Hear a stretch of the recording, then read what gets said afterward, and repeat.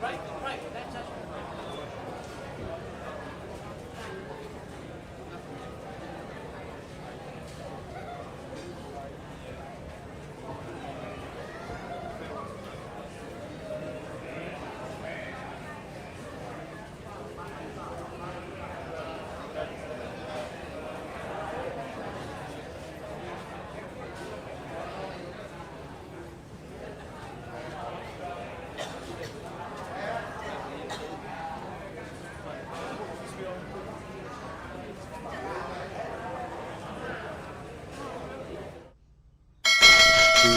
do women do?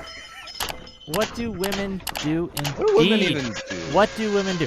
Gang, welcome one and all to yet another episode of WIC TV, a cross-ideological space where we come together to talk about issues both political and cultural from the silly to the serious.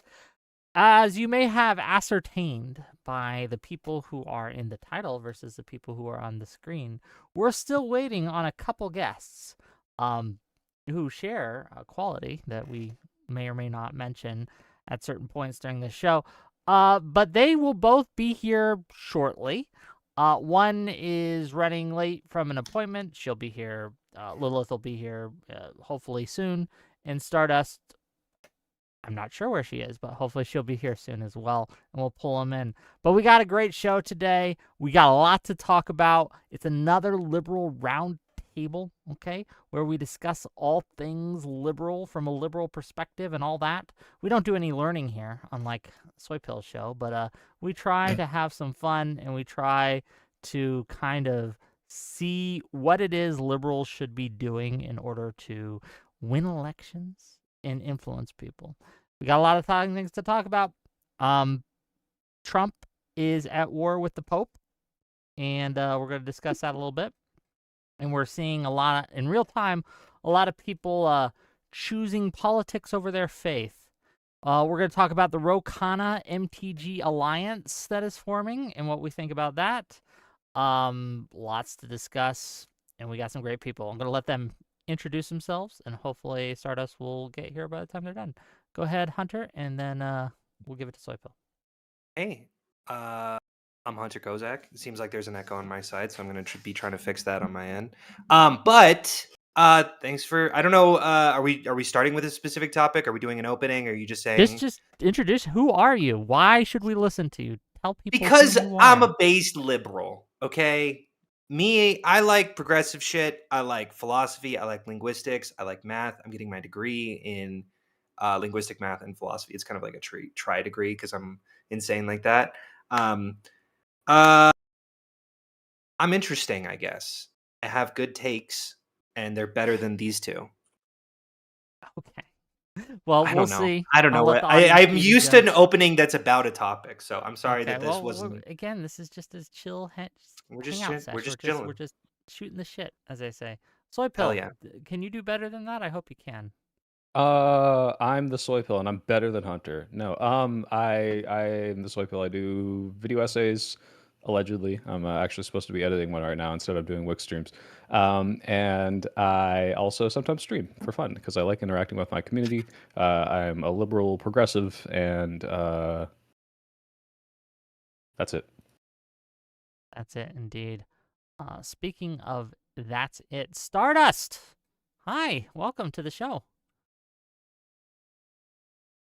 Give her a minute. Hello, can you hear me? Yes. What the fuck? Yes, can you hear me? No. What are we doing? Can we stop? This look at me in my outfit, and I'm gonna tell you this. This is too silly. This is too silly, Stardust. What are you doing? She's silly maxing. Okay. I have no idea what you guys are talking about. Sorry, just 1 second here. Crap. Where is this? It's like the judge. Oh, there it like, is. Accidentally had the cat filler on. He's like, I'm a cat. Can't fix it. What do I do? You don't understand. This was me naturally for like 6 months. Okay, you have no idea. It's banana mode. Okay, my alter ego, soft banana. Okay, and you don't want to mess with the soft banana. Okay, because I'll fuck you up. So, yeah.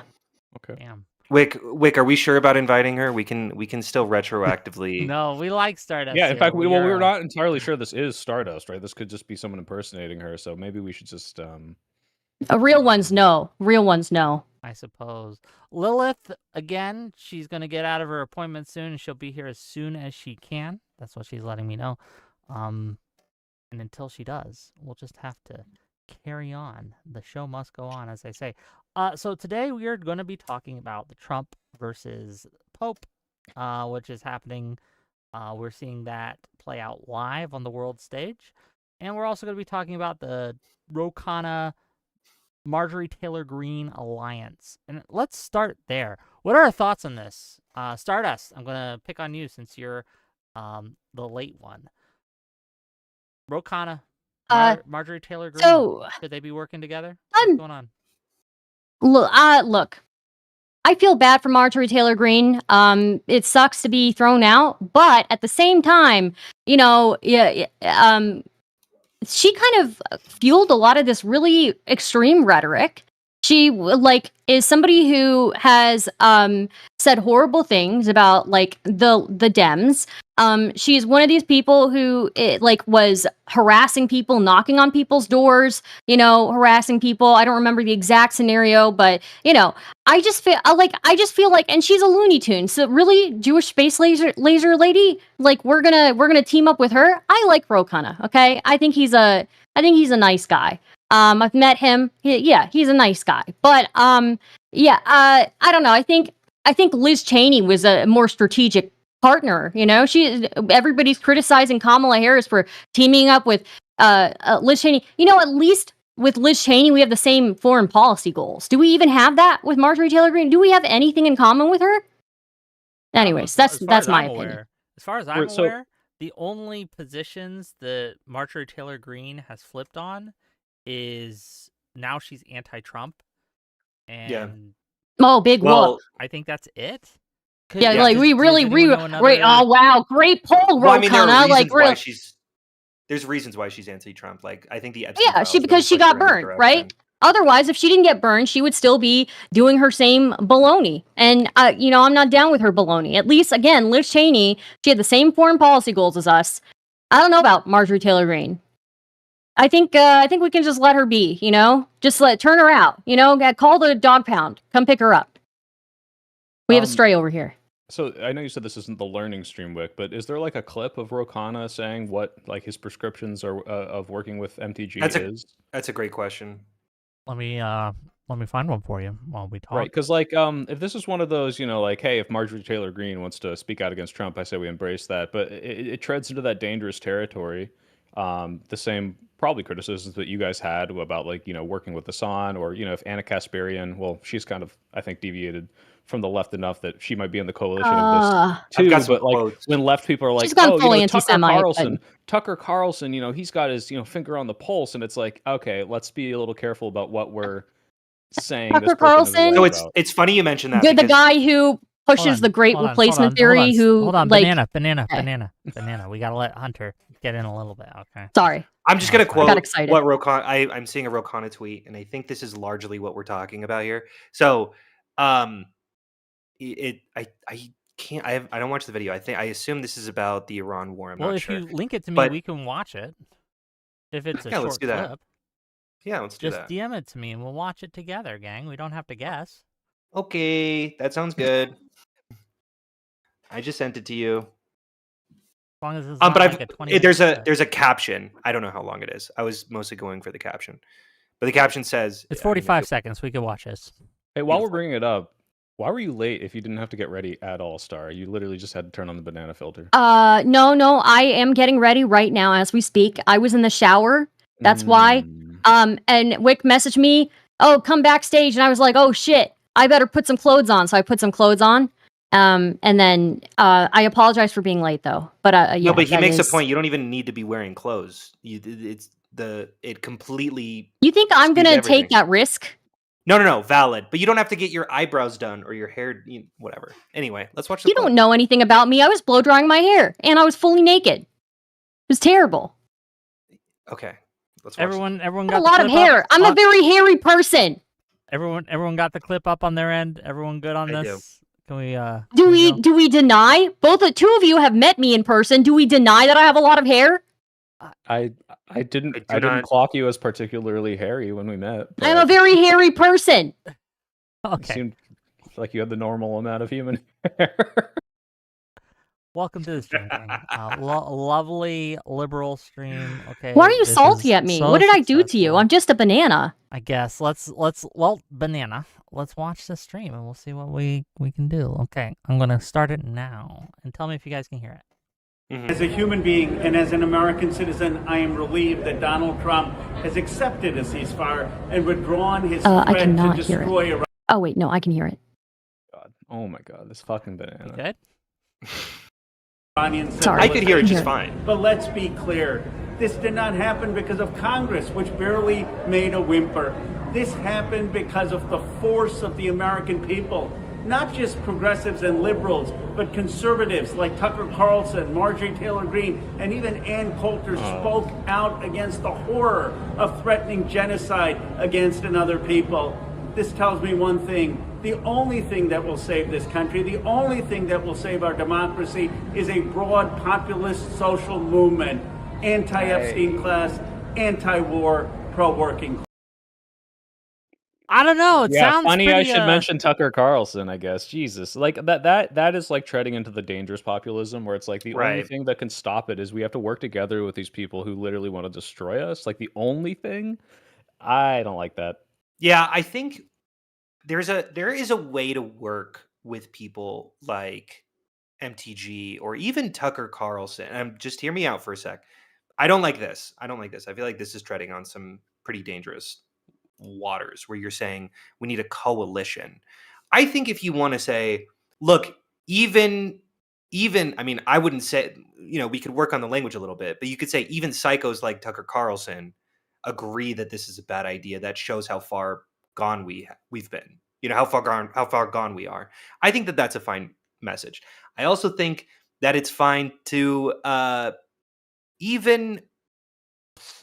Here's the thing. Stardust said that everyone was so critical of the Liz Cheney Kamala coalition. I agree with her, but I also I think that was a good thing. I think it makes a lot of sense if we want to win an election to try to bring over more, neoconservatives who are pretty like the Never Trumper sides, appealing to them, bringing them into our tent, but recognizing that we're not going to build policies for them. That like we're still going to stand with who we are. I don't have an issue with that. I actually find that pretty politically feasible and like a good idea. It's the same like we've been having these like Hassan conversations, and I'm like, I'm never going to say don't work with these people if you think they can materially help, but you have to be very careful. You have to point out to your parties and your influences, say, hey, this is what this person actually believes. Be careful of that, and then say like, hey, if you're serious, Tucker Carlson, about helping me stop this war, do this thing that like is my proposal, give this thing money, go work with this coalition, use this argument. And if you're going to go around and being like, we should stop the war because the Jews, then like, you can't say, well, we arrived at the same conclusion, so we'll work together. That's not 100% agree. If I can, I agree with working with Liz Cheney, because I think again, neoconservatives, like we generally have at least foreign policy in common with them. But or at least we have some overlap, right? What I will say is I'm not really into bringing horseshoe people over here. So if Tucker Carlson has gone hold on, Stardust. What is a horseshoe people? So a horseshoe person, for example, Tucker Carlson has gone so far off the fucking spectrum that he's aligning with us thinking that the Trump administration was irresponsible with their intervention in Iran.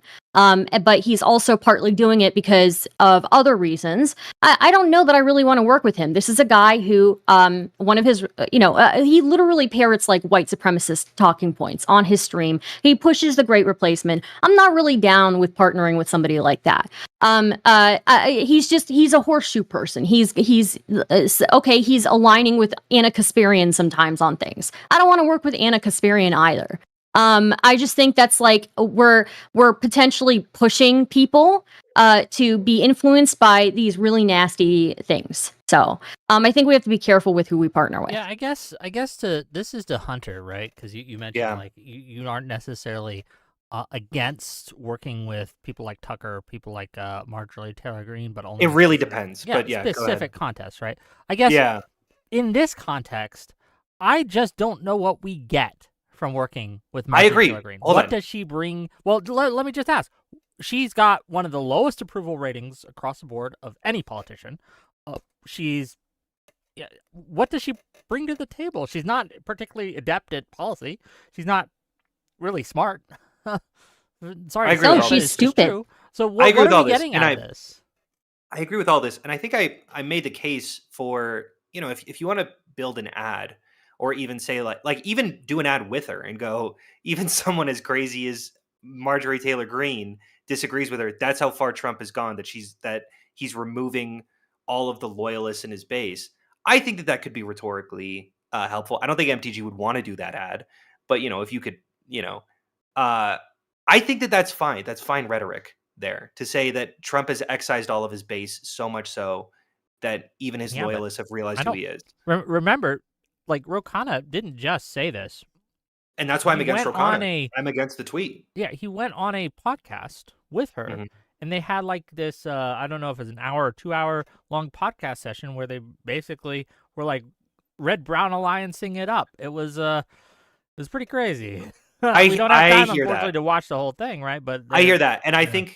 think two things. I think two things are irresponsible. The first is saying that we need an anti-Epstein class, anti-war, pro-working class coalition. That is not a coalition at all. That is a That's not there enough is to build no a party on. Yeah, That's like, okay, well, you think bad things that I think are bad. Like, okay, cool. Let's ignore the fact that you want to do the great replacement theory rhetoric, right? Like, you can't base that. Like, that's like saying, the yeah, most the third party. participated in January 6th, the overthrowing of the government. That to me is a pretty big non-starter. That's a fucking no-go for me. That I have a real problem with, and also that I don't have a problem necessarily that he was on a podcast with Marjorie Taylor Greene for 2 hours, but I do have a problem with him not confronting her at any point and recognizing, no, wait, hold on, we do stand in opposition on 95% of issues. We are here for that 5%. And like, you are not an ally to me really ever, except for this one narrow case with the Epstein files. Yeah. That to me, both of those things are irresponsible, and I'm against Ro Khanna for that. You had some thoughts, Soypill. You were trying to get in there. I forget. No, he said it basically the same. Sure. I mean, like, when you're going to not take the time to add these caveats, like, it's not like I don't like the whole, like, every time you talk about this, you have to condemn this and this and this. But if you are going on a platform and working with this person as like almost like a partner and having like a friendly, cordial conversation, you have to make it clear to both your audience and to their audience that you are not aligned on those things. Because if you don't, this is like the fear that you guys were talking to me about with the Hassan stuff. It's like you're going to bleed off some portion of your influence to them. And you need to do that as little as possible if you acknowledge that their mission is antithetical to yours for most things. Or you're going to alienate your own base. Right, like Yeah, I feel a yeah. little alienated looking at it. I'm like, are you like? I really like Ro Khanna. Well, I think and he's that's one the of the thing. Yeah, me too. And Hunter, you said the Liz Cheney thing, like, oh, I kind of agreed with that. We should be pulling over the Republicans, but that, in the same way, I think was a mistake because rather than that should have been, hey, even Dick Cheney, even the warmonger from the 2000s that you guys hate, can see that Trump is a threat. That should be enough for you to vote against him, trying to appeal to Republicans, not, hey, here we are together, like, I hear this that. is our, That's like fair. there's ways you present this, and I think like that is also a way that failed. Well, I actually don't know what the polling was, but I know a lot of people who are alienated by that, who grew up during the Bush years, who grew up and said, hey, Dick Cheney's an evil, mass murderer, and then you're here being buddy with him. That made them apathetic to vote for Kamala. So you have to be very careful about the rhetoric surrounding this. That doesn't mean you can't accept the help. That doesn't mean you can't do something together. It means you cannot treat this like it's just any other, oh, let's shake hands and we'll fight tomorrow. It's like, no, you can't stop fighting these people. I hear this. So and I also think... just a housekeeping thing. Lilith says she's going to be here 9 minutes. The Uber says 9 minutes, and she's running. So. She's going to your house? Not to here, no, but to the to her house. She for was her having an house, appointment of some sort. I assume. Yep. Yeah, I'm just looking at Marjorie Taylor Greene's history, or like she has supported multiple conspiracy theories. Like I feel like there's a clear difference. David Hogg. Yeah, David Hogg. Yeah, I feel like she. I feel like she has. Go ahead. Yeah, so I feel like there is a significant difference between Marjorie Taylor Greene and Liz Cheney, right? It's not Kamala Harris didn't go campaigning with Dick Cheney, right? She went with Liz Cheney. And sure, yeah, people have the association because of the family, but it is a different person. Secondly, I It do was think that Hitler there's a Jr., significant. guys. It's fine. Okay. I agree Oh, with Hitler Soypill Jr. here. Okay. She largely condoned all of her father's foreign policy arguments, and this does Well, go to a bigger okay, point but that I have. wait a minute. I'm not finished. I'm not let's finished. start us. Sorry. Yeah. Yeah, fair enough. Go ahead. Sorry. Okay, so I still think that there's a significant difference because this is somebody like Marjorie Taylor Greene is supporting like conspiracy theories about like 9/11, right? Like that's pretty fucking wild. She's like saying that Ruth Bader Ginsburg back in like 2019 was replaced with like a body double. Like I don't know, man. Like I feel like this is somebody who's a little bit too off the deep end for us to be partnering with. Yeah. Like I Well, want, you I didn't at even least mention the if Jewish you're space gonna, lasers. if you, yeah, no, I already mentioned the Jewish space Oh, you did? lasers Maybe I missed that. earlier. I just Yeah, wanted you to mention it again. Sorry.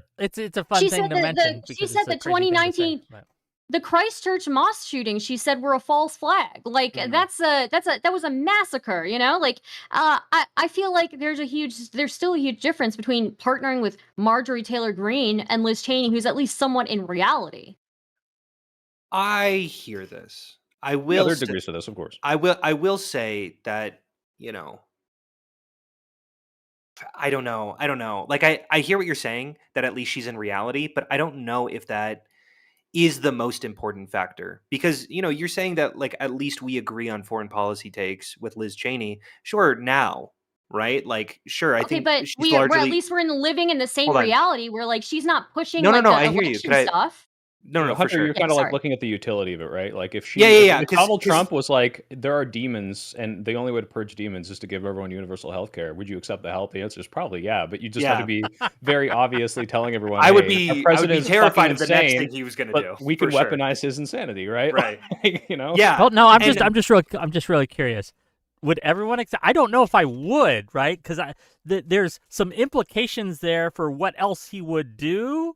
That Right. I'd Well, be like, I don't yeah, you the hope next the thing bad I'm going to be things. terrified of. yeah, it'd be terrifying. A terrifying thing. Of course. But The big thing that I think I have, and now that now sort of I'm talking to Soypill, maybe I'm changing my mind on the Liz Cheney thing because no, in favor of you like that. hell yeah. Yeah. so it feels like, oh, girl. Oh, How dare anyone hell disagree yeah. with Because- my objectively correct opinion? Because I don't know, like the fact that Liz Cheney is standing by you, where it's like, hey, we're both in favor of supporting Ukraine during in the Russia-Ukraine war. I think that almost signals to a lot of voters that they should be more skeptical of the support for Ukraine because Liz Cheney is behind it, and what else has she been behind foreign policy wise? Kind of a bunch of clusterfucks. So I do think that aligning yourself with the enemy, and I say the enemy in quotes, I guess, but like not really in quotes.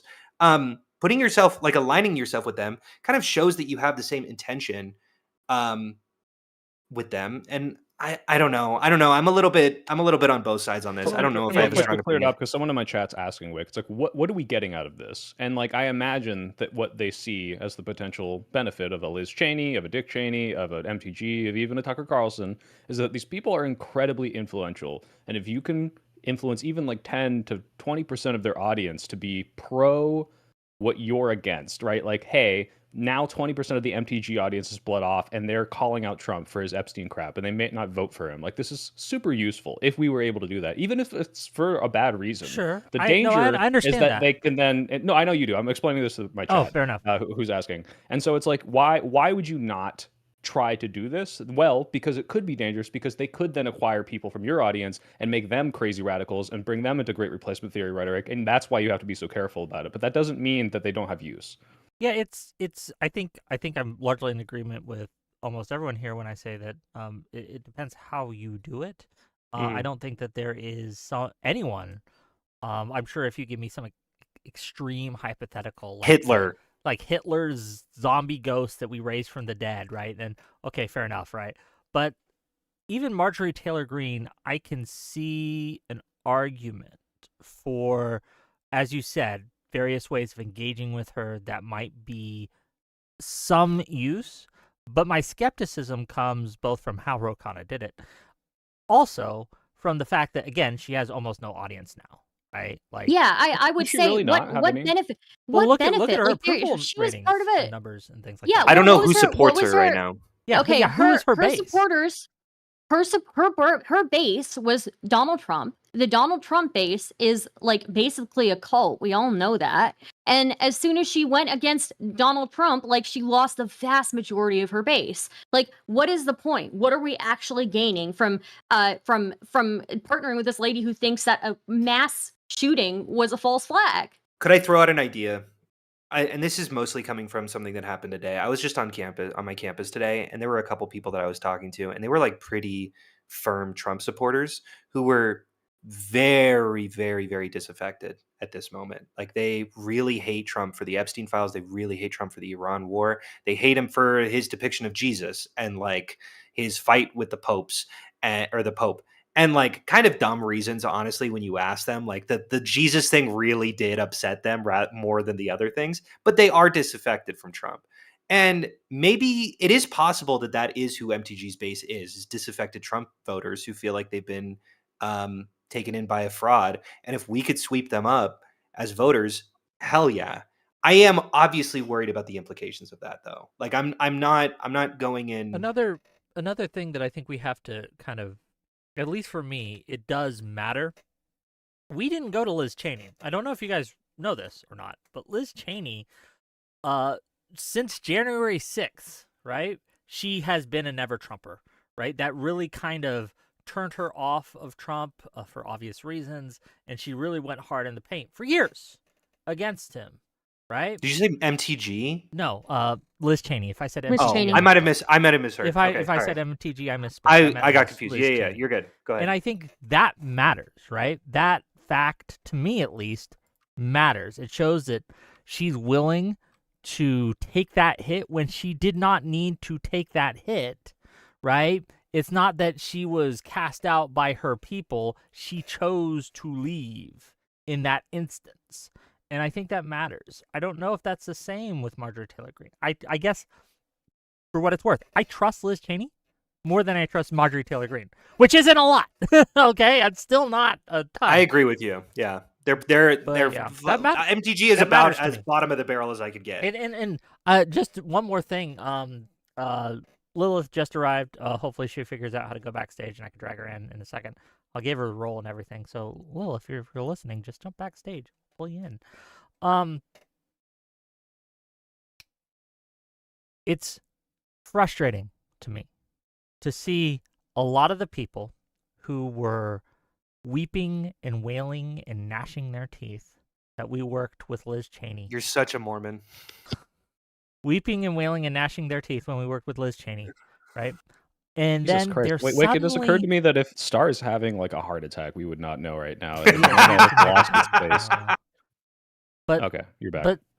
but they're eerily silent or suddenly very okay with working with Marjorie Taylor Greene. And I'm struggling to understand why you would be against one but not the other in this case. But I'm not sure. That's true. I as much as I was like shitting on the Liz Cheney thing, I am a little upset. All the people dogpiling Kamala for decision, which I also think was not a great one, but then being like, and now we can reach out to people that are like 10 times crazier than Liz Cheney. And I'm Yeah. like, Yeah. fuck you. You don't get to flip this. Like, I think you're wrong in 100% both agree that if you're places. critical of working with Liz Cheney, but you are cool with MTG, you're too far Yeah, gone. it's incredibly hypocritical. What the hell? Incredibly. Yeah. I think what was Ilana Mars' like exact statement on Let me this? look it Like up. it actually kind of upset Yeah. me, if I remember. I read it a few days ago. Oh my god. That was actually very upsetting. On which case? On the Kamala case or the Marjorie Taylor Greene case? I think it was MTG. What did she say? She said, Yeah, I'm trying to find it myself.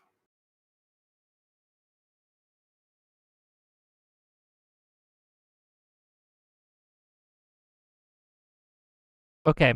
In an interview this week, with Pod Save America, Omar threw her support behind vocal MAGA personalities like Marjorie Taylor Greene, turning on the president. I'm trying to find the exact quote. Through her support. Yeah, so she says, as If that's Americans, true, it's Okay, here we really go. He's got it, important he's got for it. us to work together for the preservation of everything that is good in our country and to support leaders that we can trust to safeguard what is good for our country, which is fine.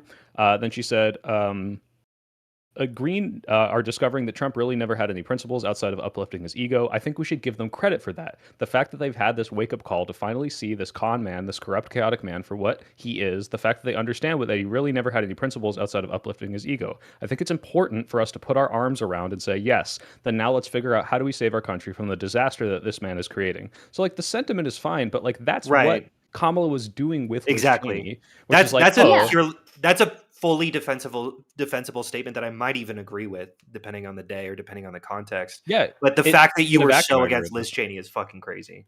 Yeah, but it's like, well, let's embrace MTG. She called Liz Cheney synonymous with war, right? Saying it was a huge misstep.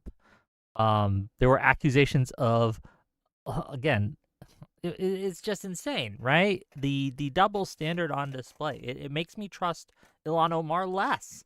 And I have really no real strong opinions on Ilhan Omar either way. But when I see you being okay with with Marjorie Taylor Greene and then still sticking to your guns on the Liz Cheney stuff, I don't know.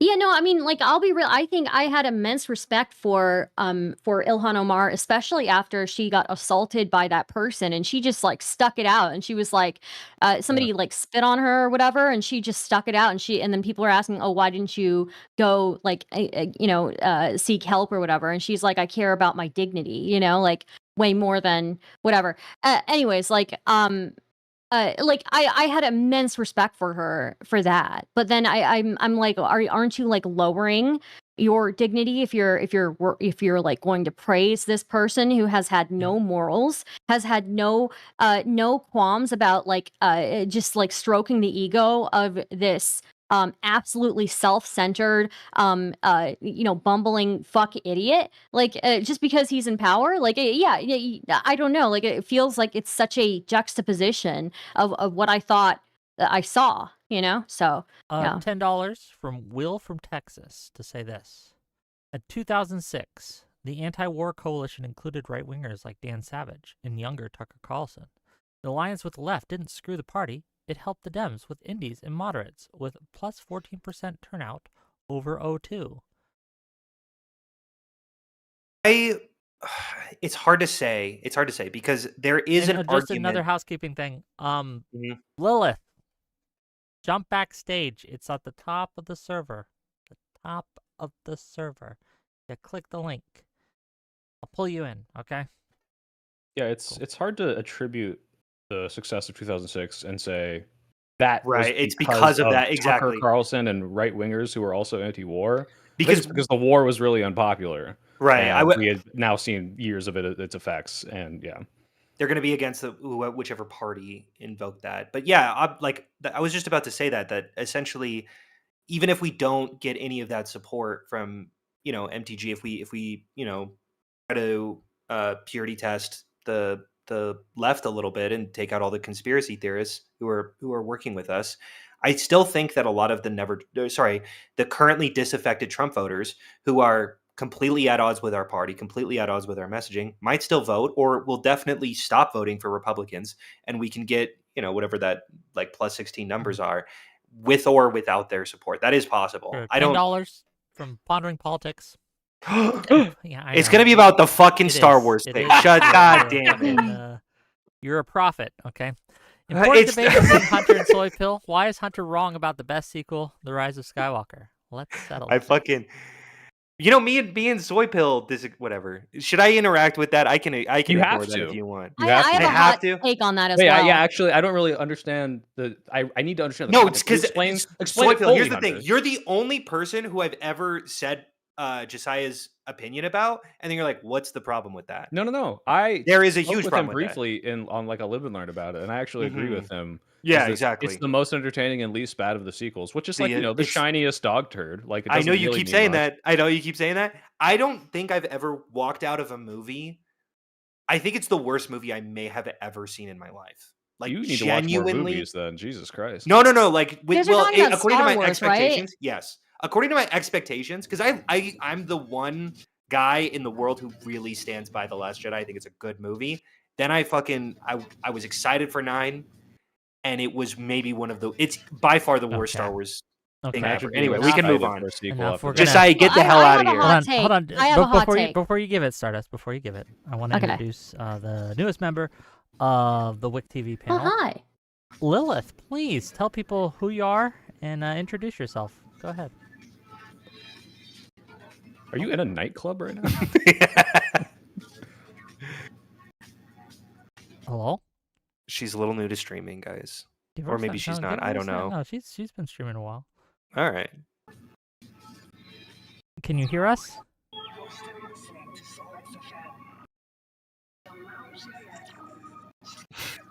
Hello? Oh no, gang. We can hear you. Or we at can't least hear your you, but we background can hear music. your music. What the hell? Can you hear us? Oh, hello. Hi. I'm not even playing any music. That's weird. All right. That is weird. Okay. Oh, okay. Okay. You're live, by the way. People can. Hello. Sorry about that. I hope you're all doing well. I'm Lilith Lovett, and I guess introducing myself. I guess I've done. I don't know if people are aware of Tubcast with Dev. I'm sure you've had short Yeah. on before, right? Yeah, we've had on a time or two. We know who he is. Dev's a good guy. Yeah. I've done Tubcast with him, and before that it was Dumping with Scrump before he had his unfortunate fallout with Scrump Monkey. But some people might know me from there, and some people might know me from my not safe for work content. And some of you might know me for my Twitter hot takes. But if you don't know me at all, I'm just some person with a voice, and I play video games. And I guess okay. No, it's okay. I didn't think too much on the introduction. I literally just returned home. No, welcome home. It's You know, we played 2 games together, Lilith. We played that submarine game and then the other one with the zombies. So I remember Stardust. That was fun. yeah. Yeah. Uh-huh. Well, welcome to the show. We're going to be talking today with Lilith about politics in America, her hot takes. You may get a few here, and what she thinks. I guess. Oh, go ahead, please. As I said, perhaps, as in the Family Guy reference. Perhaps. $5 from Pondering Politics, and I'm supposed to ask you this directly, Hunter. Stop. Hunter, would you say The Rise of Skywalker was the worst thing you've ever seen? Yes, I think so. How? I do. Wait, hold on. I do think that there's not even like a tepid enjoyment out of it.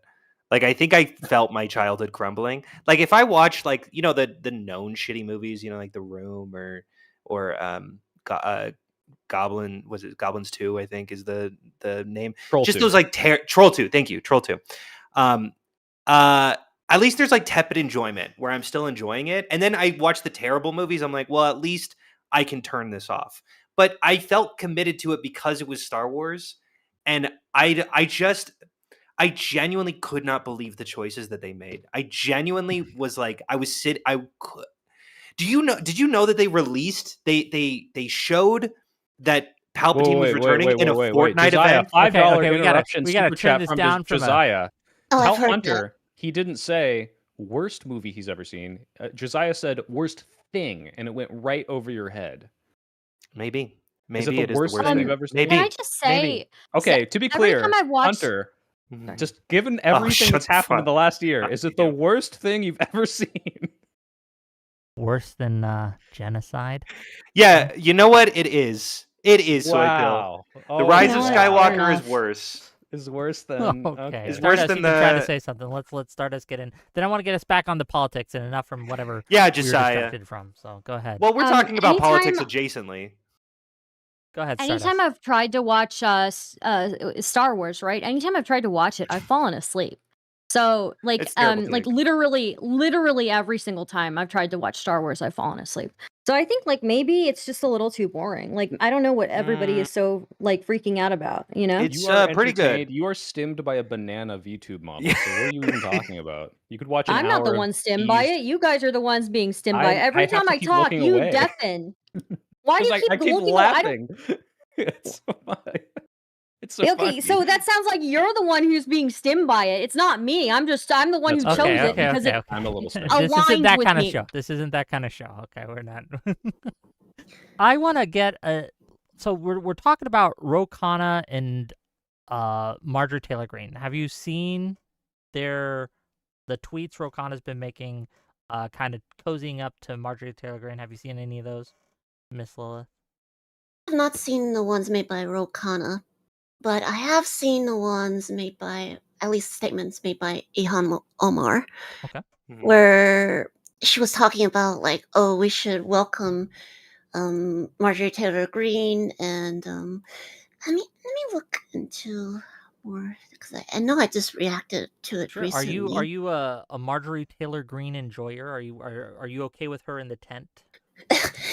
Unfortunately, I am not one of those people advocating for, or perhaps fortunately, I'm not too keen on welcoming her into the big tent at the moment. Well, Especially seeing as she hasn't really. I don't know. I do understand where some people might be coming from, where it's like, oh, we need to get some of these disillusioned MAGA types, but has Marjorie Taylor Greene really changed that much aside from? Because right now the impression I'm getting is that she is a rat fleeing a sinking ship. At least that's the impression I've been getting, because like she hasn't really made any statements denouncing some of the stuff she said about Ukraine, about her various different positions that many of us viewing or talking here would probably find No, she a lot hasn't of changed issues with. at all. She Yeah. has only changed her allegiance, which is Trump no longer supports my populist, anti establishment movement because he's part of the Epstein class or whatever. So like really her views haven't changed at all. And he yelled at me once on the phone. So, I Oh, do yes. think He personal was mean grudge. to me, of course. I don't want to yeah, sure there might be like a financial or political incentive, but I also think that, I do think that a lot of these MAGA types have an insane ego that is should not be underscored. No, they're basically men children, like at this point. Because like they have, I don't know, for all their talk about, ooh, the left are liberals. The left are a bunch of snowflakes. They're so sensitive. Want to cancel everybody. Meanwhile, they have the most eyes thin, paper thin egos available. Like, Insane. It's insane. I guess just so we can understand you more, do you consider yourself a liberal? Why or why not? I might be getting there at the moment. You might be getting So there. what- Well, what's holding you back? What's keeping you from being fully hard R liberal? Okay, fully lib pilled. Okay, Hard Oh, man. R. yeah, hard R liberal, Oh my. unapologetic. A liberal there, huh? Well, yes, I guess it's just. It might just be my filthy, disgusting, fan-sitting nature. Where I'm not too comfortable with committing to any type of label just yet, because the last time I committed to a label, which cough cough, libertarian, they turned out to be a bunch of MAGA-tards. Yeah, And Yeah, that that's like drama was saying I can't crazy, by the way. I can't commit to an ideology because last time I committed to one, it was the stupid one. I mean, yeah. if yeah, you- I know. I Look, committed look, to I a can't very commit to stupid eating food one. because last time I tried poison. Okay. I know. Yeah. So it's like, I don't know. I will have to Well, give it there a was some big thing there. before I'm willing to commit just yet. No, you're fine. No, To you're be fine. fair to Lilith, there was a huge amount of drama with like the Libertarian Party. I'm pretty sure, because a whole bunch of them were like, "Oh, When? we should align with Trump." He'll put like the most recent election, and they were like, "Oh, we should align with Trump." He'll put like a libertarian in office, blah blah blah, and so they got a whole bunch of them to vote for Trump, and that didn't Oh, that was happen. And good. then a whole bunch of other libertarians were really fucking pissed about it, because they were like, "What the fuck is wrong with you guys? This is like the most anti-libertarian candidate there is. What do you mean he'll put like a libertarian in office? Who did he put it?" And like some people were saying like RFK Jr. is the one, but I don't know about that. So, RFK. Yes. RFK. Yeah, The guy also, who like, cut off a penis off of a raccoon, a dead raccoon, Yes. I was Oh, just Jesus. reading and goes about bathing that. in the Potomac River. This dude is like a walking fucking petri dish of every contagious disease possible. Like, no So he's wonder not a libertarian? I'm confused. well, to I be don't clear, know. Go ahead. RFK Go ahead. embraces Soypill. some libertarian, like, ethos because he's like, hey, hands off my body, don't put vaccines if I don't want them. Like, I understand why they Yeah, might let me align just with put a him. bunch But if of we're oh no, disease- it's yeah, fucking okay. scary and dangerous. But like the idea, if you ever looked at Trump, who is cracking down on free speech, who is absolutely doing all of these like anti-freedom, pro-government in your life policies, would ever be sympathetic to any libertarian ideology, which is already stupid, by the way, is also Yeah. stupid. And anyone who is duped with that is dumb. No offense, Lilith. But Oh yeah, also, no, it was very funny drama though. It was very funny drama. Go but- ahead. Look, Finish. Hold on. I Finish just up. real enjoyed. quick, Lilith, you are like left leaning, right? Like, I correct me if very I'm much wrong, you're am like left leaning at this LGBT point. community, like socially progressive for the most part. I remember we've interacted on Twitter a couple times before I got permits. So, Yeah, what happened? We don't have to get into it right now, but I am. classic Charlie Kirk joke. So, what threw me into the libertarian ideology is mainly, I guess, I don't really find myself falling strictly into the Democrat liberal side, and for the longest part, the main reason for that is on the gun issue. I don't believe in gun control. I still very much don't broadly believe in gun control for the most part. Like at all. Well, maybe some people shouldn't have guns. Maybe we shouldn't have. Make sure we shouldn't have like. What about like the people Would with you like let Stardust have a gun? a history? People with a history of domestic violence. That's where I would draw the line, right? Like these people are the types of people who are most likely to turn their gun on their families and on themselves, right? Like that's Yeah. like I can definitely see that perspective, and that's why I'm not like an ultra hardliner, even back then. And like I think if somebody has a history of No, domestic hold on. violence, period. I want to hear from Lilith real quick. You Sorry, were go ahead. explaining. Go ahead. Oh no, you're fine. But I was just explaining like I didn't like the gun part was a big attention, and also the drug thing also is like I don't really believe in drug control much. I believe like most everything should be available and Yeah, you're with anti-war warning on labels, drugs, basically, right? Anti-war on drugs, yeah. Yeah. And I also believed in like the non-aggression principle, and I mean I still do generally for the most part. It's just those are like the big three reasons why I'm like the whole socially liberal and economically conservative part. I mean, at least at the time. I mean, right now I'm more understanding why we need social nets, why we need like healthcare and like all this shit with like what corporations can and will do to you if there isn't at least something to rein them in, It's the classic libertarian discovers why everything exists and stops being a libertarian. Pipeline. We love to see it. True. Yes. I understand why institutions are like, oh shit, maybe we should work together as a society. But I have a question though. You said your three things were gun control, drugs, and the third was NAP, right? Yeah. Or okay. Non-aggression.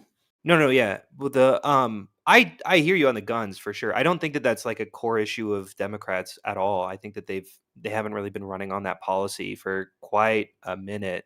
I think like the main focus, at least, usually what I used to, what was it like 20 during the primaries in 2020, the like I think the big topic was universal healthcare. Like that's what Dems are mostly running on. But then if you look on a citywide issue, they're legalizing weed is like a huge blue versus red split. I mean, some Republican states are doing it as well, but I don't know if there's like a Democratic state that hasn't legalized weed. So when you say end the drug war, like I am a little confused why that would prohibit you from joining the Democratic Party, because that feels like a Democratic staple at this point, honestly.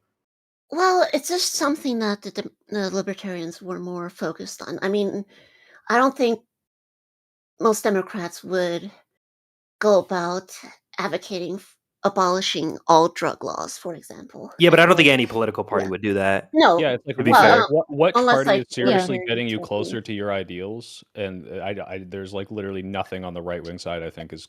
Oh no! you Right closer to that, now, except I for maybe vote tax blue breaks. down the ballot. At like Okay, base, we take those. You know what we call those? Yeah. We call those Democrats. Well, no, Yeah. hold on. And also, I'll just say, like, for the most, you'll find plenty of Democrats who probably will align with you on the gun issue. There's a decent amount, so it's not like all liberals, all Democrats want to take away all your guns. In fact, I would say probably most don't. Most don't really, want to do that. There's the people just want like gun laws for certain things, right? So. Oh no, I get that. Yeah, I guess I'm just curious to kind of to go out and kind of broaden this discussion a little bit. There's a lot going on. What do you think that Democrats are doing right now, and what do you think that they're doing wrong? I'm just really curious. Oh, sorry, I was reading the chat. Could you repeat that? Sorry. What do you think, in your opinion, are Democrats doing correctly, and what are they doing incorrectly right now? I'm just really curious. From someone who's outside, who doesn't consider themselves a Democrat, who's just kind of, former libertarian type of deal. I'm just really curious your thoughts. Go ahead.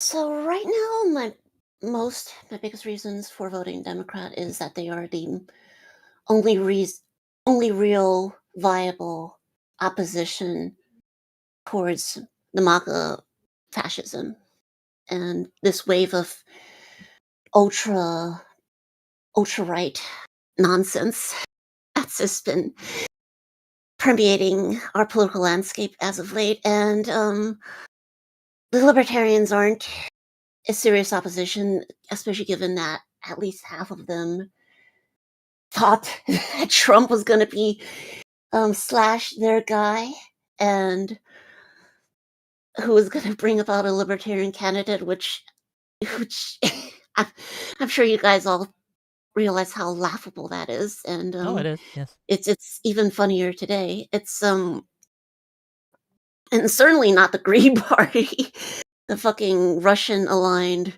Joe Stein, fucking. We basically hate America on everything camp. Yeah. Who's left? Basically, only the Democrats. And my only problem with them is that some of them are not fighting back hard enough. They are just, like, for example, today there was like we had in Congress we failed by one vote because one Democrat, and of course it's just one Democrat. I can't fault the entire party that much, but it's just, but it harkens back to like the government shutdown, for example, where it's like there was like a camp that was just ready to fold when they should have just stuck by it and make Trump hurt with the whole government shutdown. And I know some people would find that controversial, but I feel like them bending the knee and voting with the Republicans to end the shutdown on the Republicans' term was a major sign of weakness. And my problem with the Democrats in that sense would just be there is a contingent of basically just soft Republicans, Soft for the lack of better Republicans. Republicans, for lack of better words. I mean, I could have meaner words, but who just will fall in line when push comes to shove, you know? I get you. Yeah, Go ahead. and I'll give my perspective because you did mention the vote to end the Iran war that was failed by just one Democrat. I hear this criticism and I see it's kind of hard to escape an administration that doesn't have this criticism. You know, we also have Fetterman, we had Manchin, we had Cinema, Fetterman, we yes. have and I think the way that I look at this is if one out of how much is it, like 100 or 200 1 out of 200 Democrats voted against the Iran war. What I'm seeing is that we need more Democrats, right? Like so that one person doesn't matter, if that makes sense. Like if I we had an agree overwhelming. entirely. Okay, great. Yeah. I don't. It seems like your sticking point is a label, but if you continue to vote and advocate for liberal policies, I don't know if I really care about a label. You know? Yeah, no, Like, my whole thing is label is kind of stupid, and totally, that's fine. if Changing people my Facebook consider status me a to it's liberal, then I'm a complicated. liberal. If people want to consider me a libertarian, one of the good ones, then I guess I'm a libertarian. But I don't really. I You don't had me at vote down really- ballot blue, okay? You Yeah. don't have to go past this. If we go No, into 100%. libertarian ideology, I might get upset. So Yeah, and it's the same thing when, like, you know, labels are only contextually important, and you know, sometimes a personal identity kind of matters. Like, I mean, a lot of my family members call me a socialist, even though you know I get on these panels and I'm certainly not a socialist. But you know, so like have they seen the flags in your living room? It's like the yeah, most that is what neo-lib-coded thing I've screams ever socialist. seen Oh, in That's my yeah. what screams life. socialist to them. They're like queer flag, losers, supports Ukraine. Yeah, yeah, for sure. And like It's obviously like the a NATO report flag. saying, oh, Obviously boy. the NATO flag should probably clue them in if they understood, you know, a little bit more about. I think that's one of the really to kind of. I do want to get to the Trump versus the Pope stuff, and we will in a second. But just to kind of put a cap on this, one of the things that very much distresses me, it frustrates me, is liberal is a slur at this point. You have people on the right just constantly pointing, like in Hunter's case, they'll point at your LGBTQ flag, they'll point at your Ukraine flag, they'll point at your late NATO flag, and they'll be like, you liberal motherfucker, you socialist. Whereas the actual socialists, the actual communists, are They hate also me being too. like, you fucking fascist, you 100%. you know, The amount of times NATO Prime Guy calls me imperialist. a fascist hand washer, whatever that means. You're a And I'm fascist like, hand washer? yeah, that's his slur for me and other liberals. What, do leftists don't wash their hands? Oh, I don't. You'd have to It's ask him the essentially origin like of you're that. But enabling yeah, fascism, like right? yeah, That's exactly. Yeah, that I'm helping them along. I'm not a fascist myself, but I'm their guardian. I'm their right wing. Yeah. Anyway, no, for sure. And it feels very bizarre. I mean, this is a perpetual conversation on Wick.tv, but the idea that a lot of left wing creators are you know, they pivot so hard against the Democratic Party that it feels like any sort of political movement is impossible. I mean, that's a very that's a reality for sure that I don't deny. Yeah, I guess since we have you here, Lilith, who you voting for, Hassan or Fetterman, if you had to pick?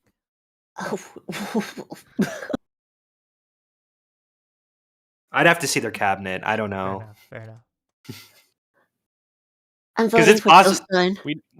I don't have to vote for third party in that instance. Fair enough. I'm joking, of course.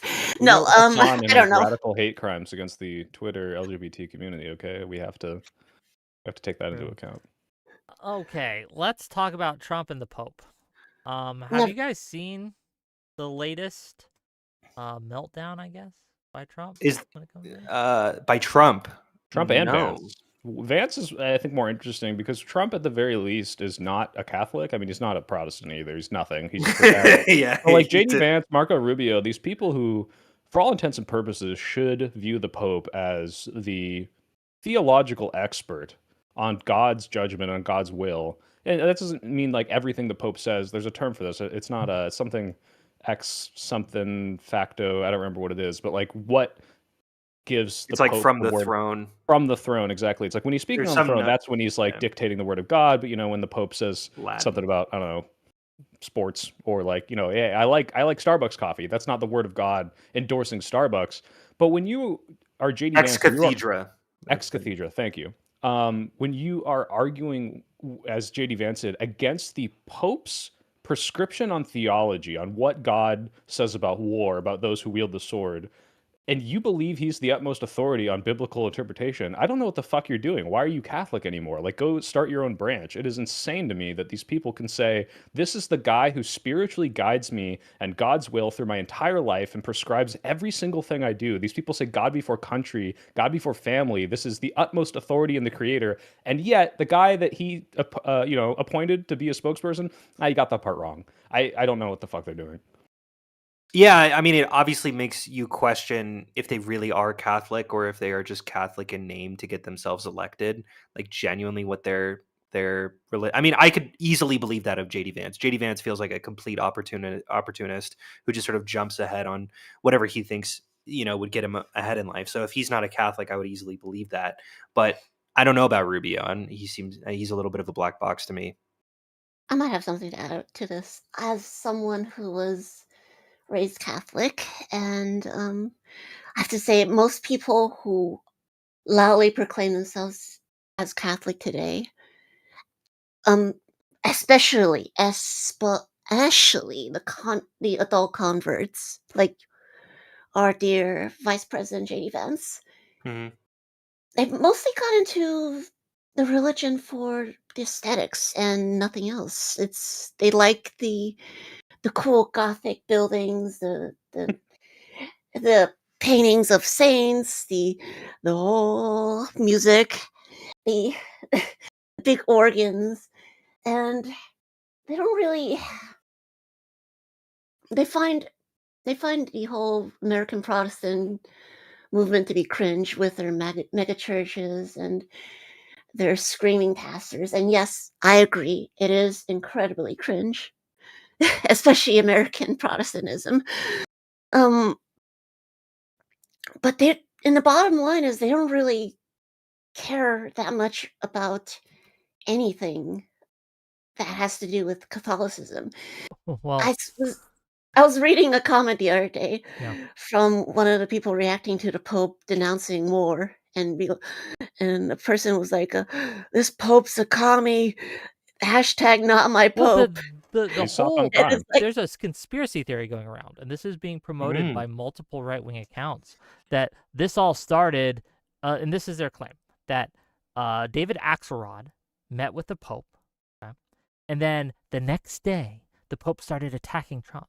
So this is Obama through David Axelrod. So Obama sent David Axelrod to the Pope, and they coordinated on how to drive a wedge between Catholics in America and Trump. That is the conspiracy going on right now. So there's a lot of people who are pushing this idea that this And even is if you a believe that, bomb. you believe that God's appointed, voice is compromised by Barack Hussein Obama, that he's so powerful that he can corrupt the vocal, spokesperson for God, then like, why do you, I don't know, sounds like a shitty God. Well, a lot Sounds of like the your a lot God of has a this skill thing- diff. You should embrace a different religion. Just real quick before I let you go, Stardust, like, I think that a lot of people, especially newer Catholics, as Lilith said, the adult Catholic converts, especially in this environment, and not all of them, I'm certainly not trying to say every single one, but there is quite a few. I am. There are quite a few who are simply doing it because they view it as a way to as a weapon to wield against their enemies, the migrants, and Muslims, and these things. And they are big into Deuce Volt posting, right? You'll see them like, make no peace with evil, we have to destroy it. If God, through the Pope, called a crusade, I would join it instantly. And meanwhile, the Pope's out there saying, well, okay, well, You would should be nice to your wash the neighbor. feet of an immigrant? Yeah. Right? And it's always so funny because I sometimes I talk to these Catholics and I'm like, what? Like genuinely, the first thing I think of Catholic populations are Latin Americans. Like the amount, like they're like these Latin Americans, they're coming in with this like incompatible culture. I'm like, that's your culture. That's not even my culture. Literally. I'm agnostic. Like you guys, like these guys are. I don't know. It feels so bizarre sometimes. Like that. Yeah. I mean, Yeah, no, Wick, obviously, Go it's ahead, like go ahead. the. Oh, please. Oh, well, I was gonna say it's like, hey, like I'll do anything for my God and my country. It's like, hey, be nice to people, and they're like, well, I don't know. It reminds me of like during COVID, and all these people were like, I don't I know. would literally drag That my sounds balls on communist. glass to stop the fucking like Democrats from being into power. And it's like, hey, would you wear a 2mm mask to like keep your neighbors safe from COVID? And like, absolutely not. That's too much. You're asking too much of me. It's like, what do you believe in? Like, I you wanna hear just want to from- LARP. Yeah, I want to hear from Stardust. Yeah. Stardust been trying to get in here. Go ahead. So I guess the only thing I would say, I don't know much about like Catholicism or whatever, but I will say, like, if JD Vance is, I find the words of JD Vance a little bit menacing, right? What happened to the last pope when he visited him? He fucking died. Okay, now he's warning the current pope, oh, you should be careful when you talk about theology. Is that a threat? Like, I might don't come know. I visit feel you. like Be careful. yeah, that's like fucking scary, dude. Like if JD Vance didn't like the current pope, he probably shouldn't have killed the last one. And I don't think it's Allegedly. very smart for him to kill this one either. No, So I just you have to make know. sure it's allegedly. It's allegedly. Okay. No, don't we want can't any, prove it. Yeah, we don't want any false accusations. We'll figure it on out, that. though. Yeah, well, I'm just I've got a saying be cork board in the careful is back of kind of my yard. menacing, okay? Saying be careful to the pope. Yeah. It's- I don't know. He's Brother, such, the he's watch such it. a tough guy. Yeah, No, watch no, it. it's not that it's Watch a threat. it. It's that he's such a fucking try it. He's fucking quivering little. I don't know. I can't fucking stand JD Vance. The And the fact audacity, that I he's got a I hate tough him. guy. to be a new I convert. hate him so much. Yeah, the audacity to be a new convert to a religion, and then coming in and seeing and saying to the head of your religion, at least the earthly head, like, bro, you got it wrong. You should listen to me. It's always funny too. This administration has, from day one, been mixing religion into their politics, like blessed be the peacemakers, quoting scripture, referencing scripture when it comes to going into the Iran, right? Saying, oh, well, we're just doing this to start the rapture and things like that. We gotta do this to start the rapture. And they're constantly doing this. But then when the Pope says something about, blessed be the peacemakers, they're like, well, bro, why are you making it political? Why are you stepping into politics? If you don't want religion to get into politics, don't use religion to push your politics, because the people whose religion you're using to push your politics might have something to say about it. And that's entirely okay for them to step in because, bro, you brought it in. You took it into the space. Now they're here. Now it's here. Well, it's a very common pattern with people saying, like, oh, don't bring politics into this. It's the same thing with people who say that about, like, video games or media, where it's like, oh, don't bring politics in. We just like it when it's like... And then some of these people are just like, whenever a piece of media even remotely hints that they agree with them, they'll be like, oh, base, we love this. Everybody buy this. Yes. And it's like, you don't really want no politics. You want your politics. And you hate it when, there's any dissenting opinion. Like, with all this, like you said, with all this basically death cult bullshit, with like, oh, we gotta have to start a war in the Middle East and to trigger the rapture, so to basically end the war. It's like, well, and then the Pope coming out against that. Well, he's basically pissing on your plan, on your evangelical doomsday death cult plan, because you're not a real Catholic. You are an American Protestant who is LARPing. You are a LARPer. Yeah, it's so obvious too when you say they're capitalizing it are capitalizing on it based on the aesthetics. I mean, Trump of all people, he can't even quote a Bible verse, but we'll have these Catholic leaders and bishops come and visit him in the White House, put their hands on him, pray for him, and he does this because he knows it looks like he has the divine right, the God's will. But it's that's such an open secret. I don't know if anyone I have a lot of Christian friends who voted for Trump. I don't know if anyone really actually believes that Trump is a Christian. Like, I tried to confront Lila Rose on this yesterday. She's like the super big abortion pro-life advocate. Mhm. Because I was curious. I'm like, you're a Catholic. You seem to support the Republican Party. How do you square this circle where like these people are being so sacrilegious, who are denouncing your spiritual leaders? And she actually said, I don't support Trump. I'm very critical on him. Obviously, she never said I'm going to condemn him or anything, because how could she? That would be optically bad. But like, it does seem like, yeah, there's this large contingent of religious people who are like, oh, gross, it's this fucking guy. But if you're a single issue voter on abortion, then like, okay, I get it. Like, you just have to hold your nose and go for it. yeah, especially when he got them what they wanted. Without Yeah. Trump, Roe v. Wade would still be in force. Yep. Yeah, let me make a little money here. $2 from Lost Coyote of MA to say, move over, Gamergate. It's Vatican Gate's turn. Oh, wonderful. $5 from My Listening Library YouTube to say, do you think that Catholics are now viewing the Pope as just someone in an ivory tower, telling the normal people how to act like any powerful rich guy? I That's would true. like to give them more credit. Yeah, I think so too. I think that's pretty critical of Catholic. I mean, I know I was just talking to 2 Catholics today who were like, we're gonna who were setting fire to their MAGA hats because of what happened. Like, it was crazy. Not literally. I but was for the mass deportations and the killings. no, and the genuinely. medical I'm like, cuts it's and things, crazy. and This then is you what. went after me. And then they started bringing up shit, that happened like 2-3 years ago. And I'm like, I talked to you 2-3 years ago. No, We the didn't hell seem to you care all didn't. that much. No, Like, you I'll take didn't. the wins Yeah. where we can get it, but these people are so shameless. No, it's so Well, transparent. I guess this ties into like, who do we allow in the tent and who do we work with, and what does that mean? Like, Right, if and this is work your with them, but straw, just accept that it's a tenuous Yes. connection, and these people will dump you at the slightest I think grievance. my real point is, Go ahead. it's a big tent for voters. I don't fucking care who, as long as you vote for us, you could be anyone.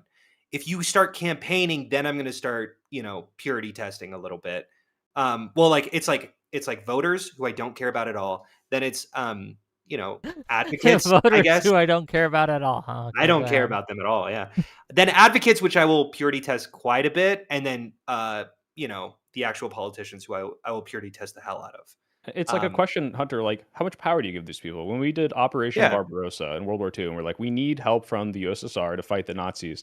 We're not handing them our nuclear football and we're like, all right, here's the keys. I got to go, Right. take a whiz. Like, you just, hold on to these nukes for a couple seconds. It's like, all right, we know what's probably going to happen after the war once Right. our mutual goals are accomplished, but we still might use each other here. So, Yeah, I'm happy to have them as voters. I'm not going to alienate them, but I do want them think that's where to I'm know. at with it too. I will let anyone vote for me, but when you if you want me to make concessions to you, Yeah, almost certainly not. Almost definitely not. Yeah. Almost certainly not.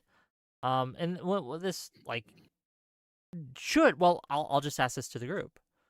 When it comes to these disaffected Catholics, are there any concessions we should be willing to give them? I'm just curious. no. I would They should say be groveling no. at our fucking feet. I agree, and also here's the thing. I don't know if I put it like that. I feel really good about these midterms. I know this could blow up in my face, but man, I really feel like the Republican Party is in shambles. They're not going to turn up to vote. They feel completely disaffected by their party, and the Democrats want to claw back that fucking power. I feel really good. Like, the fact that Hassan is kind of like trying to smuggle himself into the Democratic Party. I know we have frustrations with that, but that does signal that like the leftists do recognize the Democrats can do something. I was trying to move off Hassan, but now I have thoughts. $5 from Gelatinous Rube. We handed the USSR pretty much everything except the nukes. Point taken, though. Thank you for the $5. That is my fear. Like, I'm with you. I think that the Democrats are going to sweep. I think that we have a better than even chance. You think we're going to make back the Senate? Hell yes! Not I just the want to. House, But Of course, we're gonna get the House. The House is locked in. Like I think we're gonna get the House by like 30 to 40 seats. I think it's gonna be. You are making me hard, Wick. Please stop talking. Jesus Christ. Okay, well, this ain't that kind of stream, buddy. We'll do that. I'm later. sorry. Okay. We'll do it later. Yeah, but here's my concern though. Yeah. Is that is exactly what they're going to do. People like Hassan and the people who are, for whatever reason, promoting him and trying to kind of insert him into the Democratic tent. And it's obvious they're doing this. I think Pod Save America is obviously doing this. Mehdi Hassan is obviously doing this. There's a few others who are obviously doing this, and I don't know exactly why. I can make guesses, but I'm not sure, so I won't. He's going to turn around and say, look, these successes, these midterms, only because of me. I was in the tent, and you won. Oh, yes. 100% you will. And I'm trying to workshop a way to stop that from happening, and I don't know exactly how we can. I am curious. This isn't exactly an answer to your question, but I am curious, and maybe this is my fault for giving too much good grace to people. And I usually really like PodSave. I think that they're usually pretty good. Do you think that it's like genuine ignorance that they see some clips and they're like, watch out for Hassan, and they see the clips and it's like America deserved 9/11, and they're like, okay, that's pretty shitty, but like I can at least understand the sentiment that like he's pretty critical of American foreign policy. He comes on and he's like, no, absolutely, I support what the Democrats are doing, and I like a lot of the Democratic voters, and they're like, shit, all right, if this guy's got a ton of streams, like I want to bring him into the camp, not recognizing how much he has been. I don't give them this grace. Okay. Look, I give the normies this grace.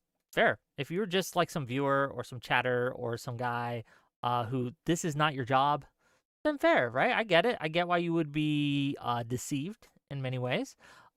But if your whole podcast is politics, you need. But it's not streamer politics. It's like real world politics. I would bet that these guys really don't know who Hassan is. They are giving him softball questions based on what he has said in order I agree. to tee him up so he can get like a better optical win out of it.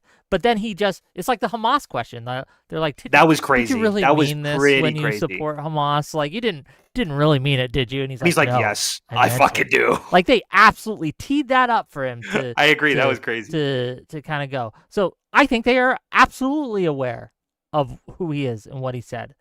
Maybe. I don't give them that grace that they just don't know. I just don't do that. I don't know. What are everyone else's takes? Go ahead. We can move on. Stardust, do you give them the grace? The Catholics? No. I tuned out. I'm so sorry. Stardust. No, the pod. Like, I'm do the sorry. We can move on. Did the pod? Maybe that people, wasn't that like, interesting. The pod people. Were they too kind and too giving too much grace? I think so. I think they should know better, and I think they should do research before they have these people on. Yeah, no, when you mentioned just a few maybe a minute ago about him talking about Hamas, that like, and him like being like, no, I'm serious about like supporting Hamas. Yeah, they should have learned before then. Sure. But I mean, somebody else said that these podcast networks kind of work in a way where they're all like cross promoting each other. So I'm not super surprised by it, if I'm going to be real with you. And I think Pod Save America, probably they want to like be seen by a younger audience. They want to like grow their audience, to a new, they want to like be visible to a new group, right? And so it just makes sense, I'm not surprised by it I'm at tired all. of people on the right doing this, and they'll do it all the time, and you'll see it with politicians. Like, oh, I've never heard of that. Well, did you see the amount of people who tried to launder Trump's AI tweet about like where he was depicted himself as the Jesus? Barack Obama? Yeah. Oh, no, that one. Yeah, that There's one. I'm thinking of 3 different there's a lot. controversial Okay. Trump tweets that he used AI for. The one where he Yeah. shit on the protesters, the Jesus one, Well, and it really, Obama it, says frankly, monkey. and Obama being a monkey. yeah, it doesn't matter. I think it's what, funny that the racism wasn't what got people. It was him depicting himself as Jesus. Well, so I think it got. Oh people no, that went too far. a little, uh, but I worry that they're just gonna go like they're just gonna believe the slop that's being laundered. There's an army of influencers who, whatever Trump says or whatever Trump does, They may, at the moment, condemn it, but they will launder what he does and what he says. They will polish that turd until it shines, and then they will blast it out there, right? The right is exceptionally good at doing this. The left does not. The left has the opposite problem. Because the left has smarter constituency that won't believe that kind of bullshit and actually like holds its own party to the fire. You know, like how can you convince the party that would excise Al Franken or Eric Swalwell for these like sexual scandals that, you know, those things aren't a big deal versus the party who will watch Trump cheat on his wife and talk about grabbing women by the pussy and storm into the legal bathrooms and be friends with Jeffrey Epstein. And then JD Vance will go up and say, Jeffrey Epstein and Donald Trump hated each other, and everyone will just be okay with that. Like that would never fly in our party. It's just we can't do that. It's not that we're not. It's just you cannot convince the less stupid people that this stuff is completely sellable. It's just not gonna work. Yeah, JD Vance literally got on TV, repeated the lie about Haitians eating cats and dogs, admitted that it was a lie, and was like, "Oh well, if it suits the, you know," he made a justification for it, like, "Oh, it's like communicating a sentiment that people have." Like,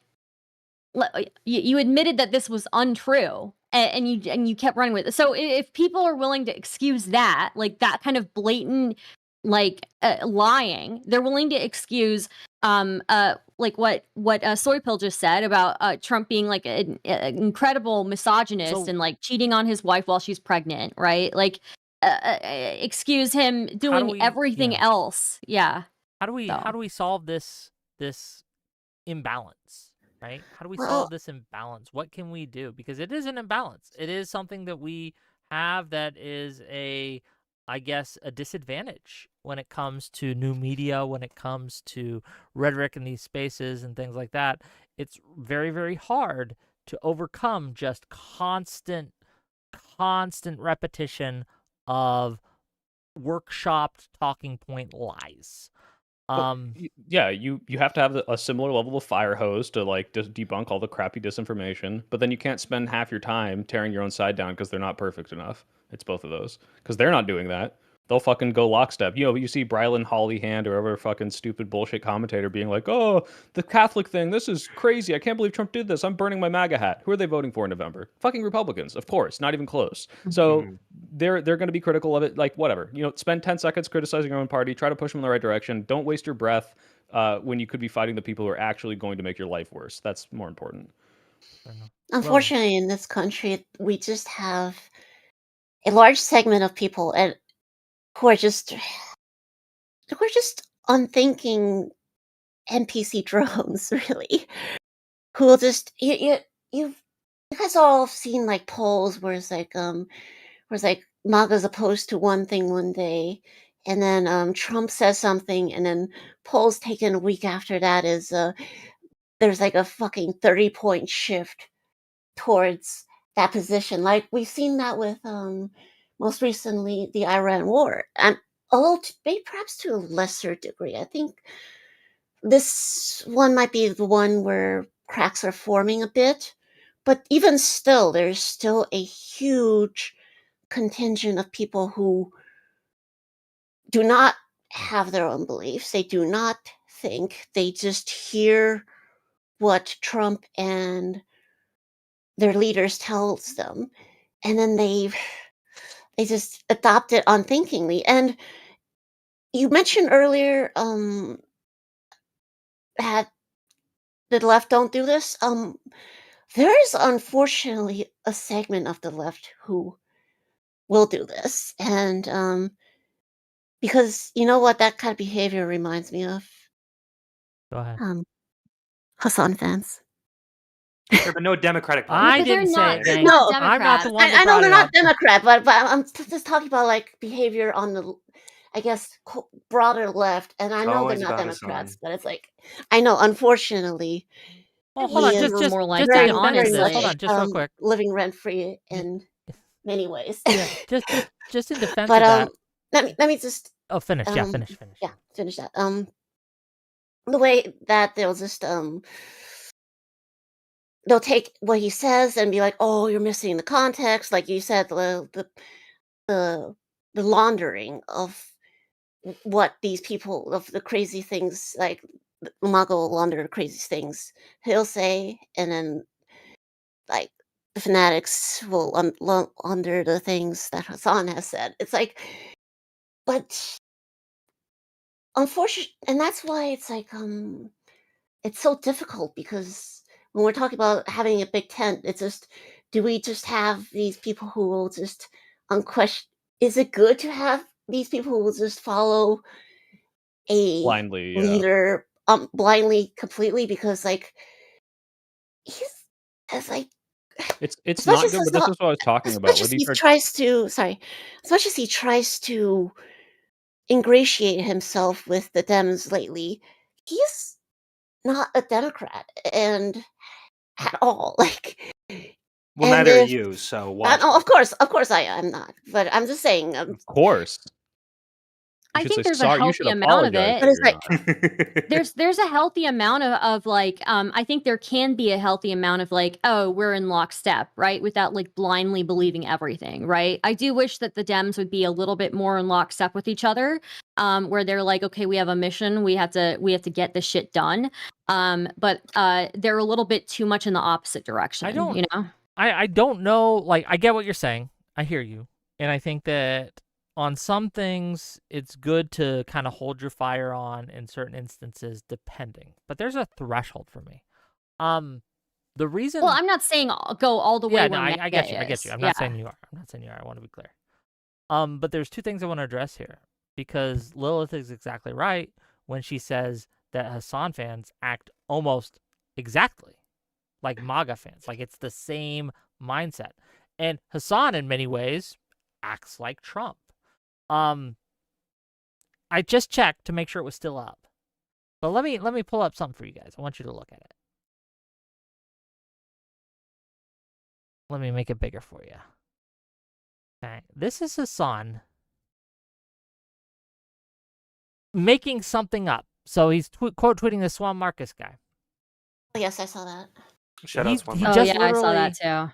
says, guy who wrote how-to articles about sex tourism in Asia, fantasizing about mechanics in the Rust Belt like they're savages who'd hate M4A, free college, and holding Israel accountable. Buddy, you're in for a wild ride if you ever go outside. The problem is, he just made that up about this guy. Like, that's absolutely not true. Swan Marcus never wrote a book on a how-to guide on sex tourism in Asia. He never did that. He just made up. First of all, he confused Swan Marcus with some right-wing guy, okay? And people have told him this. Like, it's community noted. You can see I think the more Hutch important going on in this. misconstrued thing here is he's saying, oh yeah, like Rust Belt rural people overwhelmingly support Medicare for all, holding Israel to account, and it's like that's just not reflected in the polls at all. I know, Like, it's not people even a little super- bit. The don't more give a important thing shit. to me is that he was willing to totally lie, make up a No, vicious sure, lie sure. about a gentleman, right? A guy, And just then not because take it he's down his or political apologize. enemy. Not take it down after everyone and their mother is calling him out on this, right? There's been post after post after post by people saying, yo, that's wrong. That's incorrect. Fucked up. And he just leaves it up. He just keeps it up He just there. tweeted it out. There's a community note and everything, and also like That's the way how there's the his multiple community ecosystem notes. works, though. Yeah, his ecosystem works that way, though, where like somebody will put something out fake, like they everybody in that space does it. People will put things out that are fake all the time, and then other people will parrot it, retweet it, continue to share it, continue to say, "Isn't this the guy who?" And yeah, it's a thing. But I will say, I still think that the Democrats themselves could be more in lockstep. Like a great example of this, just to kind of bring it back to like actual effective politics. A great example of this, I feel like, was the last election, the last presidential election. Like how, like we were in fucking chaos. Like, I think it was Adam, what's his name? The guy who predicts predicts who's going to win the presidency. Lichtman? I think Lichtman. John? Yeah, Oh, he was yeah. Lichtman. He was Oh, the talking keys about guy. how Yeah. The Okay. keys. yeah. The guy where He was Cenk talking was about- like, Yeah. So he was talking about how he's I never watched his seen stream, it the was Democrat Party attack their own candidate so much, right? And by attacking their own candidate, they're putting like this face of like chaos forward, and who's gonna fucking vote for that, right? Like, I do think that we have a serious issue where we do not know how to get in the lockstep and like really achieve things, just like get to the mission and do it. The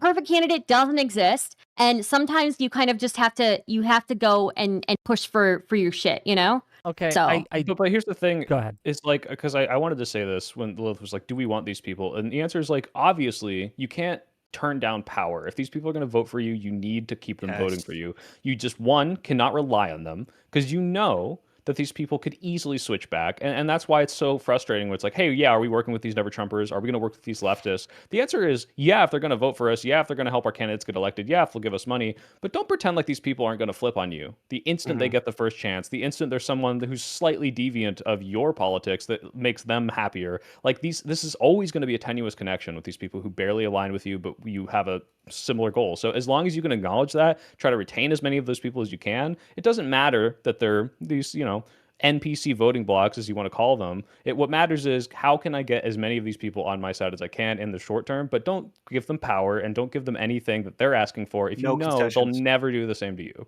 Yeah, I agree entirely. Like, that's basically like my mindset on this, because if I would not have nearly as much issues with Hassan as I do if he would just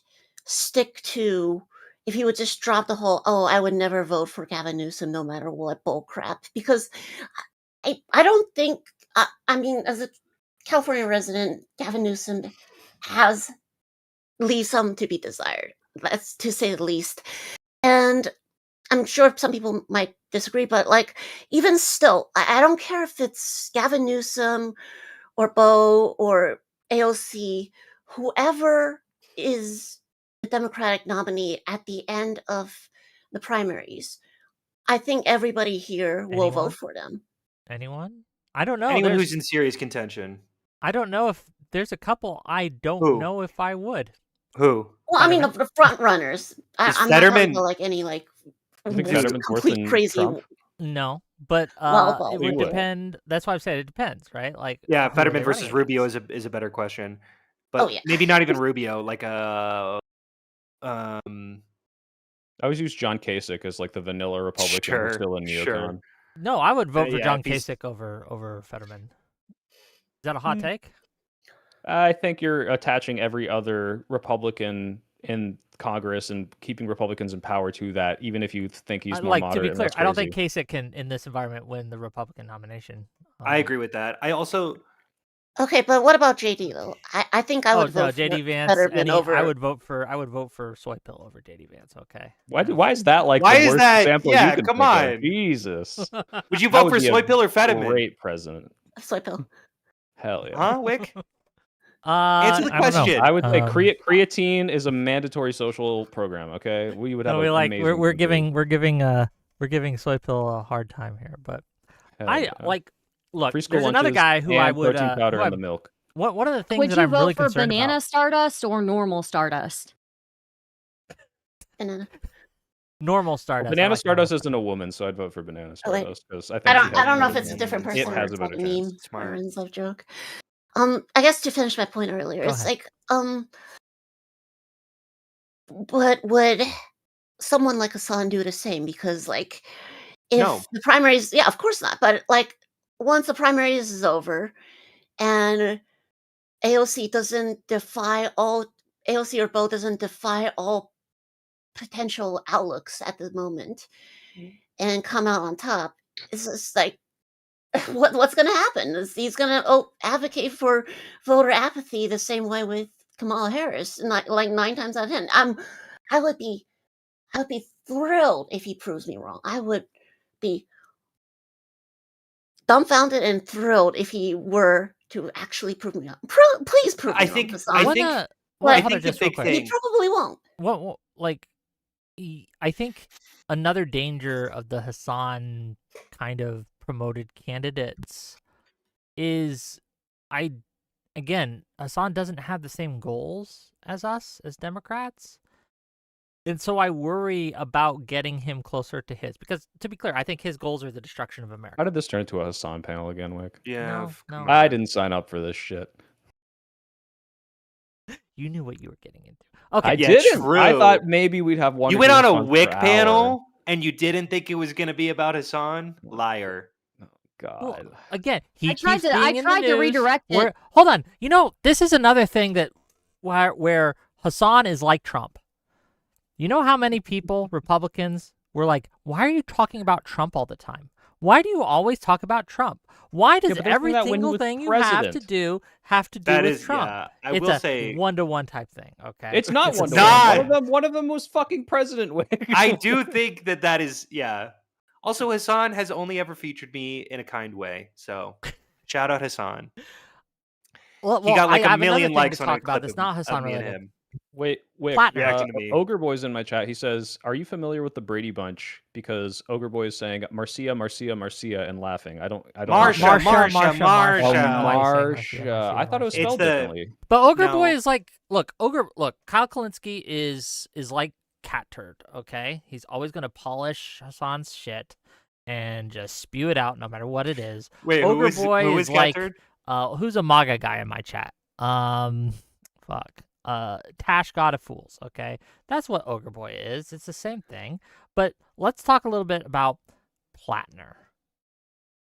Any Plattner supporters in the chat? I'm okay. I'm okay with Plattner. Are you? I don't know if I- super upset if he succeeds because I like his policies. I think the man has incredibly poor judgment and has shown a bad agree with ability this. to lie and a really good. You just call me Destiny? How dare you? Who did? You did. I did? You said I agree with Destiny. No, I said I agree with that. I don't know. Okay. I Sorry, don't know. maybe I have. Wow. Destiny. Yeah, I think think so. you're hearing stuff. I think you're Okay. hearing Isn't he stuff. on Yeah. here? I'm here. He's in my fucking You know, walls. no. What it was, I can almost guarantee this, and you can tell me if I'm right or wrong. There's people talking about Destiny in your chat. You were reading it, and it just got stuck in your head. No, everyone's talking about the Brady Bunch and Trump and Hassan actually. This guy's still, my chat's still obsessed with the keys. So, in case Oh, anyone's fair wondering. Fuck, what was I just saying? God damn it, this lost my train of thought. What was the question just asked? Oh, Plattner. Yeah, no, it's like I'm not going to be upset if he wins, but I anyone who's like I'm joining Blackwater after the Blackwater scandal. I'm like, all the things you said. It's like I just don't trust this person's judgment. And yeah, so we'll see what happens. So my opinion on Plattner is basically that, like you said, the poor choice of judgment thing. He has I don't know, he comes off as potentially a decent chance of turning out like Fetterman from that. Who? Fetterman. Sorry, who is Plattner. that? Plattner. We're talking about Plattner. Graham Plattner. I don't know if I Ending see up that like either. Fetterman, but I could see him as, so here's my analysis on Plattner. I agree that he has shown poor judgment. I do, and maybe the whole panel is going to go against me. I fully believe him that he didn't recognize the Totenkopf. I don't know what the hell the Totenkopf is. I know that word because of Graham Plattner. I saw it for the first time on his body. Call me ignorant. I don't care. I believe his story. Okay, Guy didn't play any Call of Duty or Wolfenstein. I've never played Wolfenstein. Yeah, I don't play a lot of Call of Duty. Look, I just don't believe it. That's fine. That's fine. I'm going off of my perspective. I deal a lot with politics. I've never seen that. But it's not just that with this guy. Okay, like so. I agree. I saw this interaction that I want to talk about a little bit because when we talk about how the far left is just polishing the turds, I want to talk about this. So this guy Max Doubler, I don't know him very well, but he says this. I think he's gay. While that huge swaths of the American left have a huge problem with Pete Buttigieg's stint as a management consultant with McKinsey, but not Graham Plattner's work as a Blackwater mercenary. And then this guy, he's another Hassan stan, right? Says he wasn't a Blackwater mercenary. He was a diplomatic security for a related company. Do you guys know what company he worked for? Just out of curiosity. I don't. No. So the name of the company was Collinser, I believe. And it was a company that got bought out, right? That was Blackwater, that changed its name. It just changed its name. It was Blackwater, but they changed its name. Wait, And why this, would they change the name? Was there like some thing that Blackwater I didn't don't want to know be associated with exactly, that name right? anymore or something like that? Or like... But the bro has a Blackwater hat that he wears. I mean, what are we talking about here? He was a mercenary. Does it matter that he wasn't officially a Blackwater specific mercenary when we're going after these guys? Like he would you would never do this when it came to Josh Shapiro and the IDF, right? I fully agree. For Pete Buttigieg, if Pete Buttigieg had been in Blackwater, they would not have let this shit go in 2020. And here's the thing. I don't like that he was a McKinsey consultant, and I think it's a good reason to shit on him. I don't think this disqualifies him. I don't think Slotkin being a CIA agent disqualifies her. But it's a question of how do you view it, and is the left going to hold their, more progressive candidates to the standard? And the answer is they're not. They'll whitewash it 100%, and it is right. We all know we all know why the left isn't going after Plattner, and that's because he's much more progressive than Buttigieg is, or at least he signals to their base a lot better. I don't think he's lying about his position. Well, no. But I'm saying I think Buttigieg is actually pretty progressive. I don't know if genuinely they have that many policy disagreements, but I do think that Plattner has their language. I don't think he's lying about him, but I do think that I don't know. I don't think that. I don't know. That's I worry we're too. There is a limit to what I accept in the tent, and I think Plattner's pushing it. It's Vichy for $2 says. I agree. Hassan could sneeze. I think Plattner's pushing it for me too. Yeah. Hassan could sneeze, and Ogre would get a tat of it. Thank you for the $2. True. Hold on. Is a guy Marsha-ing me? Isn't he the guy with Hassan literally tattooed onto his flesh? I think, despite this, you do talk about him more than Ogre Boy. I don't think so. To be fair. $5 from Alexander to say, I would prefer a small tent, but ideologically united liberal party, even if it wins nothing but serves as a shining symbol of ideal behavior. Another $5. The voters are trapped in binary thinking, and without a visible liberal party, they'll continue to vote for a radicalizing opposite side to stop one of the other opposite sides. $5 from, again, same guy. I owe no and will never swear loyalty to any political party. I'm loyal to truth, whether it's good or bad for me, whether it hurts or helps. Thank you for the $15. Middle school's that way, buddy. Thank you. I totally agree with this. Like the idea that because I identify myself as as a Democrat is because it's fully just party politics, and I'm just choosing a team like it's a sports team. I have huge ideological I'm in ideological parallel with 95% of the Democratic base. They support almost all of the policies, and I agree with them. Certainly we're going to have some disagreements. Certainly I've shit on some Democrats, or even maybe in some cases the Democratic Party in total. But the idea that this is just party politics is very. If you call yourself a truth seeker, you were probably one of the most cringy dipshits I've ever met. Fucking read a book if you're such a truth seeker, and realize that there are actual sides to this with actual meaningful, cohesive politics. There's a reason there are parties. It's not just, I like to synthesize the best ideas from both. I genuinely heard that today from that Catholic who just recently jumped ship from Trump. He was like, no, who I listen to everyone. I listen to what we call centrists. You know what we call people who listen to everyone? Republicans. They take those, okay? So shut your fucking mouth, all right? $5 a 30 Rock reference to say, Wick, you are insane if you take any Republican over Fetterman. I don't think so. I think my biggest criticism. If you take MAGA over Fetterman, sure, but my biggest criticism of Fetterman is that he is a closet Republican. So if it's Republican v. Republican, I don't know. I'm going to have to think about it. That's the way I've Are you feeling lucky, punk? Are you feeling lucky? Okay. Maybe that's a flattening of Fetterman, though. I don't know. He really pisses me off. Maybe he is better than all the Republicans. But by the way, to be clear, Wick, are you going to endorse Graham Plattner if he wins the primary? Will I endorse him if he wins the primary against Susan Collins? Yeah. Probably. Yeah. Okay, cool. See, that's where I'm at. I'm I have look, deep reservations of him as a person. And I would not be surprised if he's someone that is just going to be an anchor around our necks. And I hear this criticism, and I'm fine with that. As long as you doing so well, if he was going to be that big of an anchor, right? I don't know if that's true or not. Like, Fetterman won by quite a bit. Yeah, It but was that, against that- Oz. he Like, it didn't was. maintain those same rhetoric positions. He What literally had a position stroke did he and change changed, right? on? Like everything. You like completely flipped on how That's progressive not he was, true. and now he's like, yes. What do you mean? I Hold on. feel like Fetterman this- What became like position did so he much have more before center. that he changed? Can you name a policy position that he held before? Like he is that he Was he completely like what, Hunter? Well, I will throw out. He has become one of the most pro-Israel politicians, and I don't know if he really was gonna say, mentioned it. Maybe he wasn't like. Maybe he That was- He wasn't. wasn't anti-Israel before. No, sure, but like he really changed his focus. and no. is that fair to again, say? progressives didn't really care about Israel till October 7th. That's not true, Wick. Yes, it's obviously Yeah, I think a much bigger issue, but they absolutely like cared there was about still this. the And so- Abraham Accords that Trump implemented, and there was conversations about it. Sure, it after October 7th, I do agree that it obviously became more of a talking point.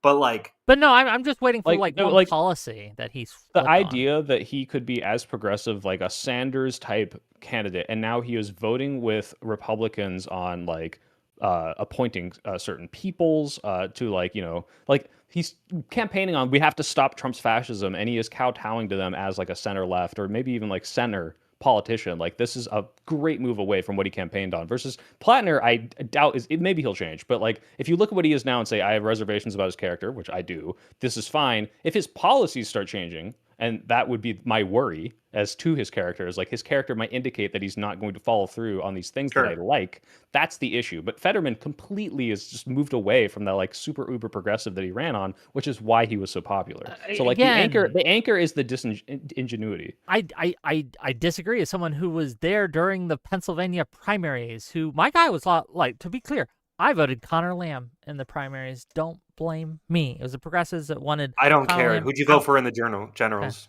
I voted for Fetterman in the general. No, I know. That's why I'm saying I don't care. Oh, because the Oz guy. I mean, No, Oz. fucking for real. Okay. But wait, here you want a concrete thing? Yeah, concrete thing. Trump, he switched on. He runs on Trump as a fascist. Trump is like hurting our country. We need to stop this. And then when there's a vote to condemn Trump's pardons of the January 6th people, he's the last person to sign on because now he's this like, well, I don't know, we're driving the parties Did he apart. sign like, on? Oh, okay. Well, he signed on, Wick. I guess it's fine. He's the Oh last no! person. Again, to do I it. just want But to he see should- feels the like a- policy. How is yeah, I this know not a- you're getting that's this a rhetoric. policy, I know Wick. that you. That's Hold a on, Soypill, policy. please. That is a policy. You're talking about like his rhetoric changed. I'd like to Okay, answer. fair enough, right? But like, if we're talking policies, I don't see people a who try to switch. overthrow the government as a policy, Wick. To be clear. I talk about what you vote for on laws. Right? I'm gonna say for one, he votes to fund ICE pretty consistently, like in his Vote to rhetoric fund around ICE, ICE confirmed is like Pam pretty. Bondi. And so when I'm looking at like Trump is a fascist, I guess my question is if you're not frustrated with his pardons on ICE, if you're not, or sorry, pardons on January 6th, if you're not frustrated with his funding of ICE, if you're not frustrated with his use of ICE, if you're not frustrated with his with Pam Bondi directing like when he directs Pam Bondi to go after some people, like what is fascist about Donald Trump? Like genuinely, like how could you see Donald Trump as a fascist and not look at through that lens? My Where's point the line? isn't Hold on, that let's Fetterman keep was going. not Stop, bad. Wick. Hold We're on, gonna just keep going. please. No, he appointed Lee Zeldin to help gut the EPA. He helped appoint Kristi Noem. Like, what about this? Was These are the not progressive positions that, that you he's voted for? changed Those are on, though. positions. This is He why I would voted for absolutely Connor Lamb and not him in the I'm sorry, primary, Wick. because Did I he knew run on that this supporting is the these kind of populist brain rot he had. No, It's not no, new. I don't know if this is populist brain That's rot. not populist brain rot. That's helping And Trump. I believe in populist brain rot. Believe me, I don't think that is populist brain rot. Populist brain rot is, oh shit, what was it that Brianna Joy Gray was talking about? Where it's like, just fight for Medicare for all over all Force anything the else. vote. Force the vote. Yeah, that's populist brain rot. This is not populist brain rot. This is just conceding to fascism. Well, these are not policies again. How is it not a policy to say I am okay with Trump's EPA head who's going to gut the EPA? That's an environmental policy, right? Again, what was his position before? What's his position? I'm going to support Trump's picks for the EPA. Or was he running on climate change as a problem? Oh, let me look. I don't remember climate change Good being question. in his... Look, he's Pennsylvanian, so he was pro-fracking, right? Like, so I don't think... I don't remember environmental policy being a big thing in the campaign. I'll go back and look, though. You might have got John me on there. Fetterman You called might, climate I'll just change give an you that. existential If he changed, threat and urged If a he quick changed that- transition to clean energy, and then while he's in office is appointing Trump's EPA pick. That's not a flip on policy? Promoting American energy and building a clean energy future, I'm seeing from Fetterman's campaign policies. Yeah, and by that he means let's gut the EPA or allow I Trump believe to do that it. climate change is an existential threat. We need to transition to clean energy as quickly as possible. Yeah, these are flips. These aren't, hey, he moderated. These are like, this man lied to us, right? And if that's what you're worried about with Plattner, I understand, because this is fucking insane. This is like, this guy went against his constituency. But if you're saying, I don't trust Plattner, I'm not sure if he's going to do this, okay. But if he's popular because of his positions, in the same way Fetterman was on his campaign, because he was saying different things than what he's doing now, that's the issue. Not, oh, he's too populist, oh, he's too left-wing. It's like, no, this guy's just lying about what he's actually going to support when he has power. Okay, it could be little lies, or it could be brain damage. alternatively, it could be the yeah, fair.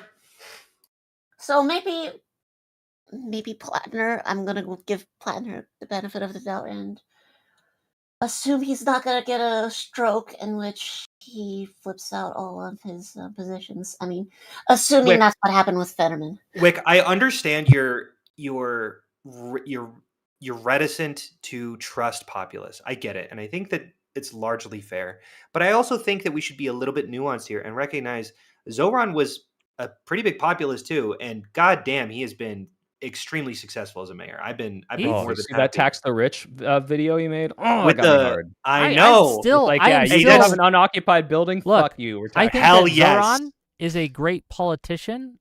I am waiting to see how he does as an actual governing. In terms of policy, he got universal pre-K like he asked, like he campaigned on. He, I mean, seems like he's been cutting red tape too. Yeah, he's been a neoliberal when it's beneficial.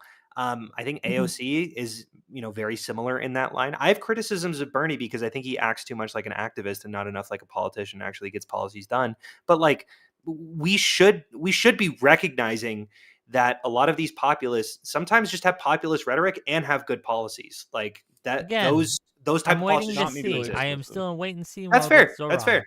That's it. Yeah, I think there's a difference between like a genuine. Yeah, I think there's a difference between like somebody hold on. Hold on. Stop, please. Why do you say that? He's been mayor for how long? 2 months. I don't know. 2 months. Yeah. I can't judge whether or not he's successful in 2 months. I think that we can look at what he's done in those 3 months. This is literally a metric that we use on presidents. What did you do in the first 100 days? Yes, you can. You can't say his whole term. To say I can judge how he's been doing, yes, you can. Absolutely, I think we can look at his universal pre-K, his work with. You can say so Katie far. We can look at his taxes.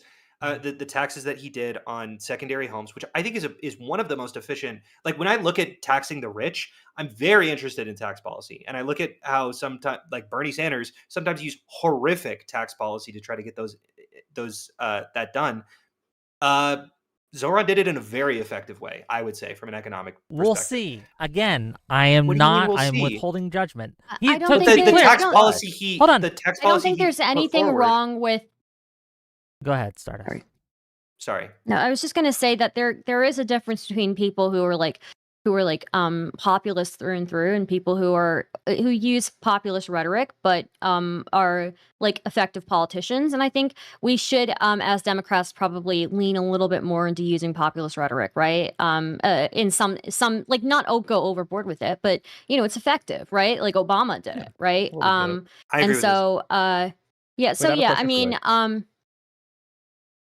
so I think there is a difference, though. I do think that there's a difference. Obviously, somebody who's a populist through and through, like I'm not down with that, but because it leads too much to other things that I don't like. But I don't see any problem with people who are implementing just good policies and communicating effectively.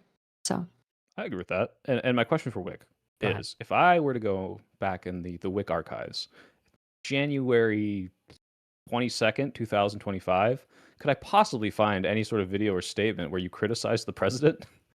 Well, considering that we have 4 years prior of Trump to know what No, he said. you were criticizing yes, his actions then, right? Because obviously you can criticize someone based on their actions in the short term. You don't have to withhold judgment.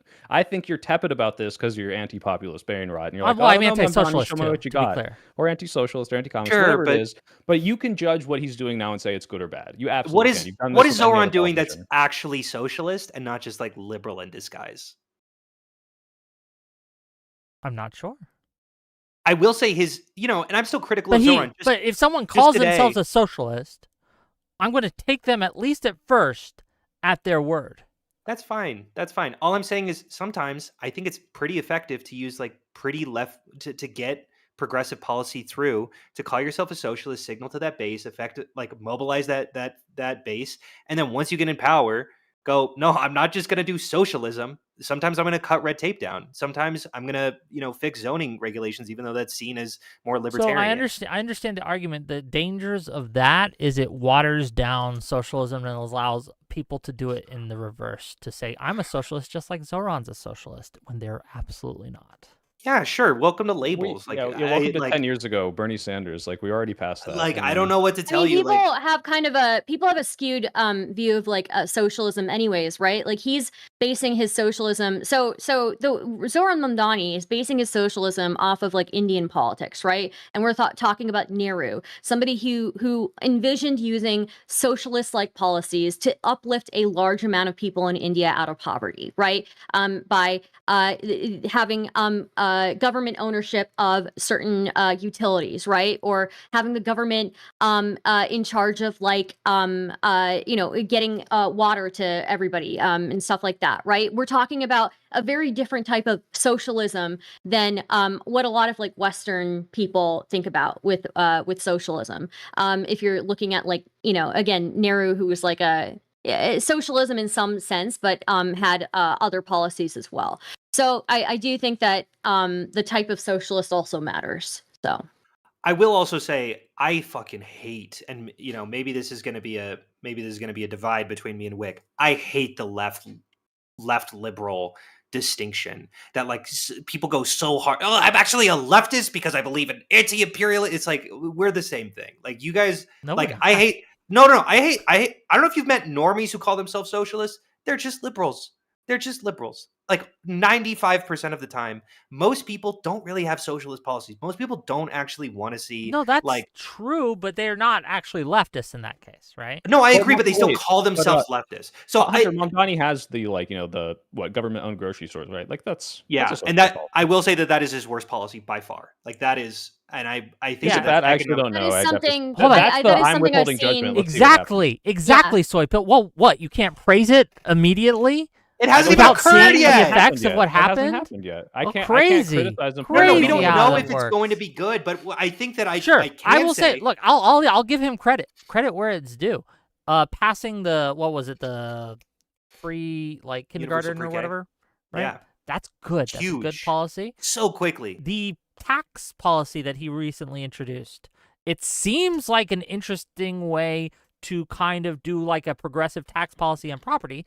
I'm not. Oh, you're talking about the $5 million. Yes, the section. So if it's not your primary residence and it's over $5 million, there is a higher tax on that in New York City. That seems like a pretty good policy. It's pretty fucking good, right? I don't know if it will work, but it's reasonable on its face, right? That said, there are a lot of policies that he's implementing or plans to implement that I am very skeptical about, such as the government-run grocery stores and things. Is there another one? So I think you need to look at that's the only one his influence. I think you guys need to look at who his influences are, right? Again, his one of his main influences is Nehru, and Nehru, again, like in India, they do have government-owned grocery stores. Now, do I think that's the greatest idea myself? I probably not, but I think looking at like the influences of where his policies are coming from, I think is going to be kind of vital to see how, and then seeing how it plays out in New York. To your major point though, Hunter, I do think that there is a good reason to make sure that people understand the difference between a liberal and a leftist, right? I think these are good things. I think again, we talked about it earlier. Liberals been treated as a slur when it should not be. Like we need to hold on. We need to make people, instead of the default being I'm socialist because I think it's cool, even though all my policies are actually liberal. We should just get them to call themselves liberal. That should be our goal we have. Of course. But I think these labels, for certain people, are not as important to others. You know, like people just want good policies. Really, at the end of the day. And when it comes down to any category works the way that all categories work, which is they're inherently blurry. Like there's not this strong demarcation. There are like different... leftists like sort of pretend like there are. So anything that sort of almost like helps blurry those lines. Hold on, just because I can't give you a specific, just because I will again admit on the edges there's some blur, doesn't mean they aren't distinct things. I think me and Hassan are distinct things. I agree. But I do think that the average person who just watches like Hassan reels and is like, oh shit, that's pretty good, and then watches some of my videos, like I genuinely out there, yeah, like come on, like we're at the same. That person is with all my real life Hassan friends who I'm like, hey, don't you think this stuff's bad? And they're like, I have no idea what you're talking about. Yes, exactly. They're not trying to gaslight me. They just don't know. Because like he's got like 200 videos, and again, like most of them, like or a lot of them are crazy, but like only one of those was when he was interviewing the Hezbollah sailor. Or he was a sailor. I do think it's important. Pirate. No, for sure. I'm not trying to sandwich him. I'm just saying, like, not everyone saw that video. I do think it's important to distinguish when there are people living in different realities from us, though, right? Like when somebody is consistently engaging in historical revisionism or consistently like rewriting like what the average person in America is pro or against, right? Or rewriting like what polling shows. I do think when people live in different realities, I think it's fair to like distinguish them, right? But I think we're going to find a decent amount of like the average person who doesn't really understand the differences between like what would make somebody more left than center left, and I don't know. Like I guess this goes back to like I'm a little bit more. I think I'm a little bit more sympathetic towards like people like Zoran, just because I know the background that he's coming from. But yeah, I do think that there's an issue when you've got like historical revisionist socialists, right, and historical revisionist like communists. My big here's kind of my thought process on this. I don't care as much about the left, far left, right, far right labels.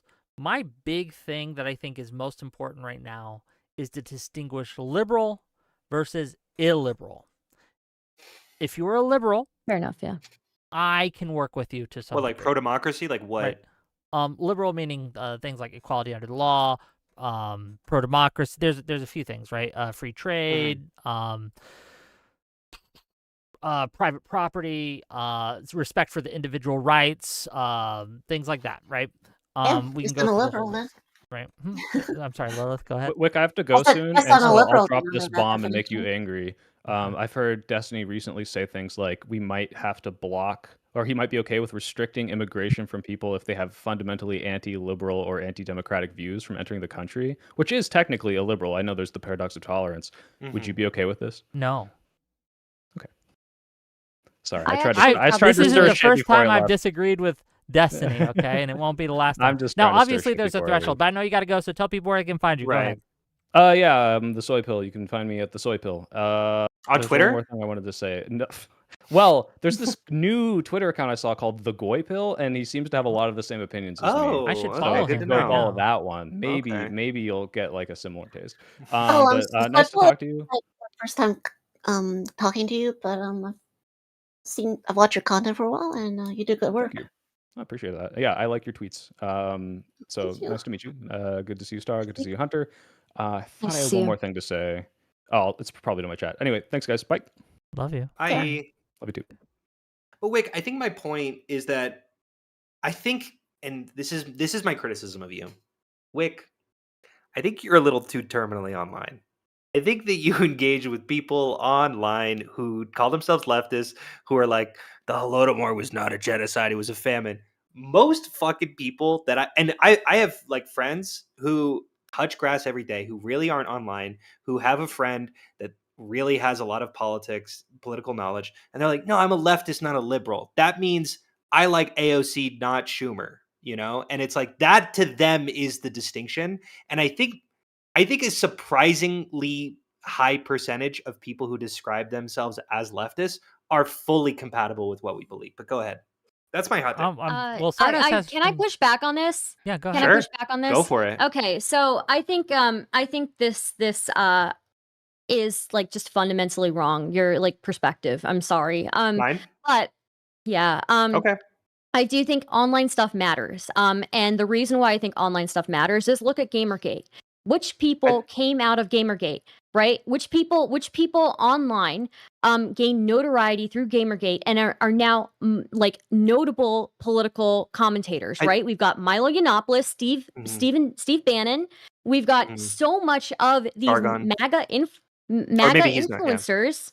Yeah, MAGA influencers who directly rose out of the ashes of Gamergate, right? Milo Yiannopoulos is still dropping dirt on people to this day. You know, he's got like these are not people to just blink at. That Steve Bannon was fucking best buddies with Epstein and was a major influence on Trump's strategy when it came to like public relations. He masterminded that shit. So yeah, actually online politics matters a lot more than we would like to admit. I think you misunderstood my argument. Could I respond, Wick? I know you want to. Yeah. What is your argument? Well, I think I am not saying that these I'll call them Marxists. Okay, I'll make that distinction between liberals like us, leftists, whatever. Marxists will sometimes whatever. Online Marxists are a problem. 100% agree. And like me just saying, oh, you're being terminally online, you're like that's not what I meant by that at all. If we need to purge these Marxists from our party, I'm about it. Like they need to go. Anyone who sort of anyone who does the historical revisionism like you were talking about, like about the USSR or about whatever Mao or Pol Pot or whatever the fuck they're choosing. I don't know if Pol Pot is still who they're revising, but anyone who thinks Stalin is based. No, 100%. Get them the fuck out. That's illiberal. 100%. My entire point was that a lot of people in the real world call themselves leftists, but are not engaging in this type of historical revisionism and are more liberals. And when you say fuck the leftists, they get confused when you don't mean them. That's all I'm saying. That's sort of why I used the distinction of campus, because campus or tankies, because sure, to describe them, they are a very specific sect of leftists, and from interacting with leftists, believe me, a lot of leftists do not believe in them. They are the campus and tankies. They are extremely loud, and I'm not. Yeah. Well, go ahead. So if that's the case, hold on. Oh, sorry, I didn't realize that. Sorry. Sorry, I didn't realize that. I sometimes have these breaks in my talk. Yeah. And sometimes. You're okay. Sorry about that. They dominate a huge sect of online space, and when you're online, you just basically cannot be rid of them. Just the same as you cannot be rid of MAGA, even though if you go out into the day-to-day, you're highly unlikely to find someone with a painting of Mao Zedong on their shirt or wearing a MAGA hat. They are a very online phenomenon, but they do. Wick is right. They do affect our everyday. They are. Well, can I? It's just I don't know why I'm being. Can I just real quick? I feel like I'm being pretty misunderstood here. I understand what you mean. Let me repeat it, and you can tell me if I'm getting you right, and then I'll explain why I think you're still wrong. Okay. And at least you're wrong. You're right about my fair argument. Enough. Yeah, go ahead. So you're worried that my rhetoric against the left, right, the far left, is turning people off who aren't actually on the far left, but are more liberal, but they identify as a far left. And so when I say fuck the leftists, they hear them. Oh, you saying fuck me? And that turns them off, and you're worried about the black pill there. Is that an accurate representation? Sure. And my prescription, just to be super clear, I'm going to just throw this in here. My prescription is not for you to stop saying fuck the leftists. My prescription is maybe we got to remove this stupid fucking demarcation between liberal and leftism. Okay. But go The ahead. reason why that's fucking stupid and you're wrong Okay.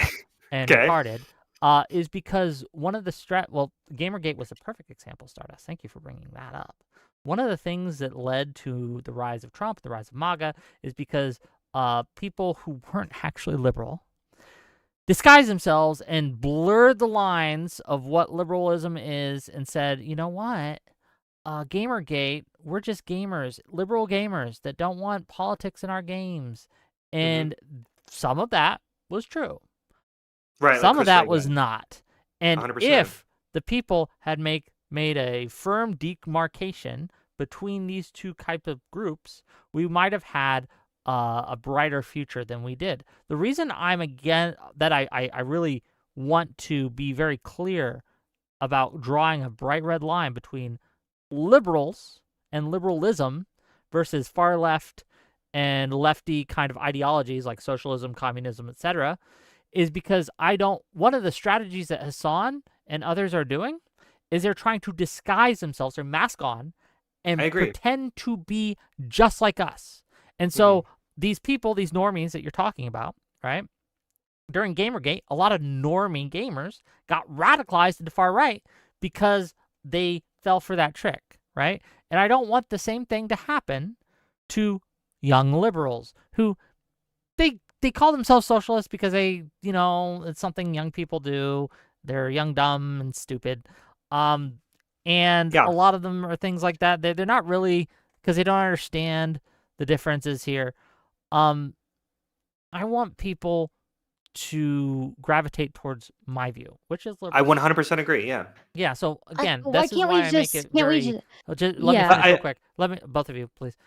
This is why I make a very big distinction between the two, and I say I'm not advocating for leftism at all. I am advocating for liberalism because I think it's just a better ideology. Okay, go ahead, Stardust. Go ahead, Hunter. And Lilith, if you have I At just the want to same say time- if this is an issue about rhetoric, I can see the argument there, and I think we could probably be pretty effective by calling Hassan what he is. He is a tanky, right? Yes. Like and I was just about to I say don't that. think Thank there's you, it's good. there's I see your argument there, and I see what you're saying. So I think if that's what it is, we know the definition of tanky, right? Anybody can Google what does a tanky mean, and it'll show the things that we very much oppose about them. And if that's the case, then I'm totally down to be calling Hassan a tanky and tanky adjacent people who are fans of him tanky adjacent, or people in the tanky sphere. Right. I'm totally down with like everybody just continuing. Everybody gets on board. Everybody calls him a fucking tanky. Eventually he has to own up to it. Somebody's going to confront him with it. He's either going to have to own up to it or deny it. And I mean, yeah, he's trapped, so. I think that my whole point is that I think leftism as a term has been kind of ideologically captured by tankies. And I think that in order to play their game, we should probably just rebrand them as tankies rather than play this game that they've already won, essentially. I disagree. Liberalism. That's fine.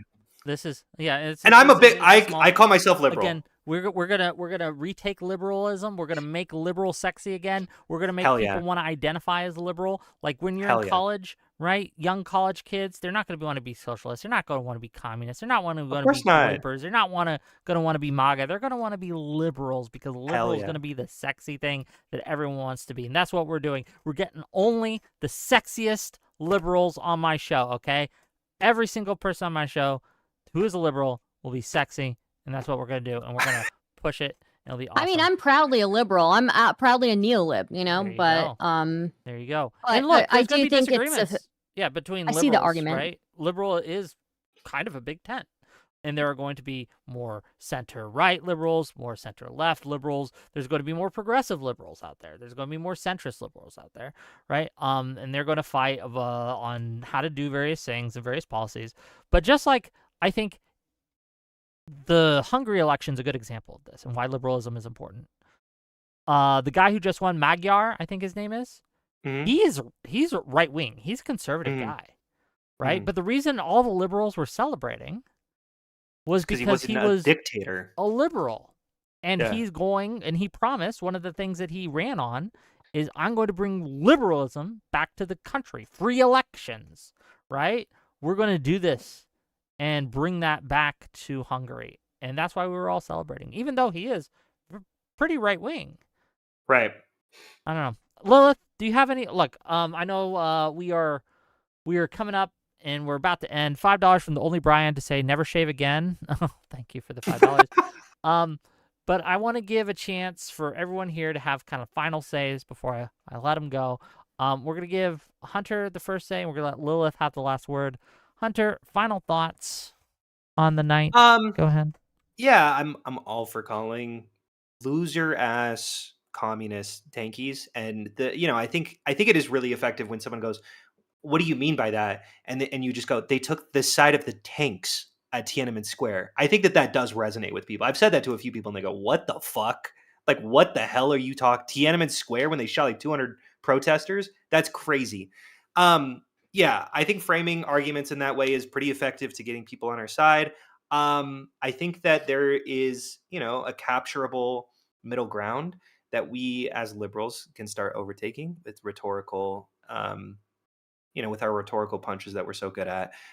You can find me at Hunter E. Kozak. I mostly post videos on TikTok. That's kind of my go-to thing, but I'm also on YouTube and Instagram and Twitter. And you should follow me on all of those places, every single one of them. Him out, gang. Check him out. Thank you for being here, by the way. I really do appreciate you taking No the problem. time to come on our Thank show. you I for know having me, Wick. wasn't like a debate show or anything, but we did have some disagreement. It was fun. And just so everyone in the backstage, gang, if you want call-ins, we can do call-ins with me and whoever wants to stay, but you got to pay me, okay? So if we can get, by the time we're through with closings and things, if we can get $100, we'll do call-ins. Okay? Otherwise, no. Stardust. Yeah, hi, I'm Stardust. So I think that there were decent points made on both sides for this. I do tend to, I have some sympathies for some people who maybe don't understand what exactly they are endorsing yet, or people who don't really understand that the government doing things doesn't necessarily make it socialism, right? People who don't understand that healthy capitalism necessarily includes social safety nets.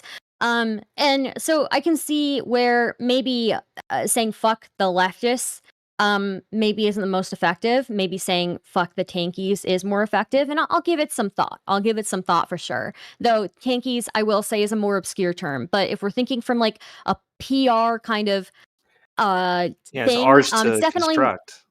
it's definitely not something I've thought about before. So I think it was a very interesting thought that you brought up here.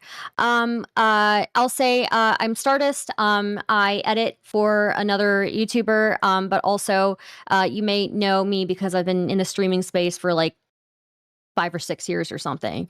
I stream on Stardust IRL on YouTube. And you can catch my video essays on my other channel, Stardust Officially. I just recently put out a new video on Laura Loomer trying to grift the Indian audience. And you can go check that out at Stardust Officially. I'm also on Twitter, always making people mad. Tweets from Star. Thank you so much. Well, thank you for being here, and go check her out, gang. I always enjoy having Stardust on my stream, so I'm glad you were able to make it. Thank you for having Thank you me. for being here. Thank you. You didn't say that about me, Wick. I just did. I on to literally you. said we love having not Hassan, Hunter on. Okay, Lilith, please. Last thoughts. Hello. All right. I'm very much like-minded with Stardust here, in that I'm gonna say that both Hunter and Wick raised up decent points. Wick, you wanted to make you brought up that the term liberal has basically become very much of an insult, a derogatory term used for people, and you want to undo the stigma. You want to because right now kids are, of course, and even me, I'm guilty of that, because from the way you describe liberalism, I am a liberal. I fall very squarely into that camp of what you would describe as a liberal, and there's a lot of stigma attached to that word, because to some, when they think about liberal, they think about Chuck Schumer. They think about Hakeem Jeffries. And when they think about, leftist socialists, they think about Zoran or AOC, figures that are more popular among the younger folks, and for very understandable reasons. And whereas, Hunter, you raised a good point in that you shouldn't just, I guess, and I know Wick isn't doing it like to describe all leftists when he says we don't need to include leftists into the camp. In that, when Wick talks about the leftists, he's talking about the tankies, the campists, the far left, who basically glaze all the authoritarian regimes, all the worst, or among the worst and most murderous, horrible events we've had throughout the time, like the people who sided with the tanks, of course. I think it's helpful to it's both helpful to distinguish these people, and to and I guess it is helpful to distinguish these people and exclude them. We of course need to exclude them. We cannot do the same thing as the Republicans have done, which is what the Republicans Party is basically the MAGA party now. It's and when Yep. and when Trump is gone, who knows what's going to happen? Which is very scary for not only us but for the Republicans as well. I guarantee you. And yeah, like I said, it's a very interesting conversation. I personally distinguish the word tanky and campus, but I'm also acknowledging that not a lot of people know what people, when a lot of times, even online, when you call someone a tanky, they ask you what is a tanky? What does that mean? What is a campist? And then you have to explain that. I think the strategy there should be to more broadly educate people on what these terms mean, because it very, very much helps to have a distinguishing term, because like people like Hassan and the tankies, they want to wear the mask, they want to Smuggle ingratiate themselves in. themselves. Yeah. They want to ingratiate themselves into Yeah. the like-minded liberal people like us, while insulting us all the time and using liberal as in They want to siphon people away from liberalism to whatever they are. Lilith, where can people find you? They can find me on Twitter. Generally, I have an Instagram. I also have a not safe for work. If at PS Lovett, if people are interested in, I'm being told I'm relatively passable. Gooning material of transgender individuals. If they're interested in that. Okay. But if they're more interested in the politics side, they can definitely follow me on my Twitter, Lovett. And I have a Twitch channel of the same name, and I'm hoping to branch into VTubing, as well as I'd like to do more political commentary as well, either through appearing in podcasts like with you today. Thank you once again for having me on, Wick. This has been a great pleasure. Good. I'm glad you liked it. Gang, check her out.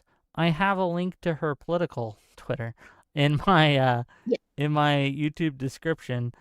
I hope you don't mind me advertising. You're fine. You can advertise whatever you like, okay? Gang, all of these individuals, Hunter, right? Stardust, Lilith, Soypill, who was here earlier, they all took time out of their day in order to come on my show and give you content. The least you could do is go give them a follow, okay, gang? Can you do that for me? Thanks for having us. Yeah. Thank you so much for I'm having gonna I us. love you, Wick. let you guys go, okay? Have a great day. Love you. Are you doing a backstage thing or no? I'm sending you backstage. That's what I'm doing. No, thanks for being here, gang. Okay, gang. Are you enjoying today's content? Did you enjoy the discussion? Did you enjoy the back and forth? I did. But yeah, so a couple things. $5 from General Grievous. U.S. law forbids citizenship if you're willingly part of the Communist or other totalitarian party in the past 10 years. I'm fine banning illiberals. Would you be fine for illiberalism on the right side of things? Of banning that? I guess, here, look, at the end of the day, every right that you have, you owe to liberalism. Liberalism asks the question, how can we live with each other? How can we live with one another even though we disagree? Even though we have differing opinions, differing ideas of how to do things? Liberalism is the only ideology that, in the long term, lets people dwell together in coexisting harmony without killing each other. Does that mean that you can't kill the people you really don't like? Yes, that's what it means. But stop being a bloodthirsty asshole. $2 from Adam Milne. For the record, Tross is easily the worst Star Wars. Sure, true. No Cal Mike says losing the beard and hoodie at the same time was a bridge too far. Look, it's 90 degrees out where I'm at. I don't want to wear a hoodie. It's hot. It's hot, gang. And so for the summer, you'll see me hoodieless at least some of the time. What do we got coming up? Oh, we got some great stuff. I'm trying to set up a debate between Kraut and some communist or socialist on whether or not socialists should be allowed in the tent. Look for that next week. We'll get the time set up. But yeah, we're going to have some debates next week. This week was like an experiment. As you noticed, we didn't really have any hardcore debates. That was on purpose. I wanted to see if you guys were interested in having more kind of cordial conversations like this, where they're more like strategy sessions, if you will, where people who are like-minded get together and discuss a topic of the day, a news of the day, and things like that. I wanted to see if there was an audience for that. Audience been pretty good today, actually. So, yeah. We'll see. Okay, that's all I got for you guys, I think. I don't think there's a stream tomorrow, but I might do something depending if I get a bug up my craw, right? If I get upset at a take. And gang, for those of the people who were not here in Pennsylvania to watch the primaries where Fetterman took the stage, right, where he overthrew Connor Lamb, there's a reason a lot of us did not trust Fetterman and didn't vote for him in the primaries. Yes, he might have changed his position on climate change or whatever, right? But most of his positions are the exact same thing as it were, right? He hasn't really changed, right? This is always what we were gonna get for the most part. I don't know. It's my view. I missed your super chat. Adam defunded. I'm so sorry. Oh, $10 from Adam defunded.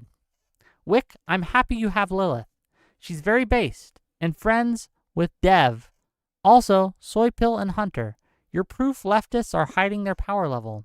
I'm forever an enlightened centrist. Take that, Soypill. I'll DM. Look, I'm screenshotting it now, and I will DM Soypill it directly, and I'll DM Lilith directly. I'm sorry I missed this. I apologize. My listening library, YouTube for $5. Another one I missed. Man, I'm bad at it today. It's the Beard Gang. I'm blaming that in the heat.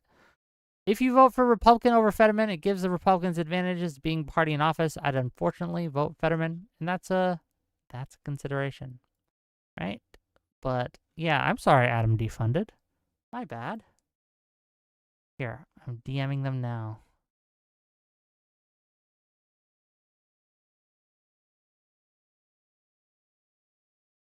I missed a super chat. Sorry. Here it is.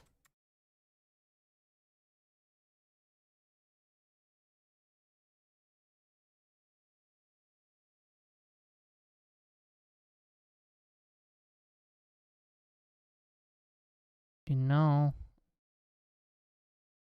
one more. Okay. Fair enough. I sent it off. I don't think I have anything else for you. See you guys next week.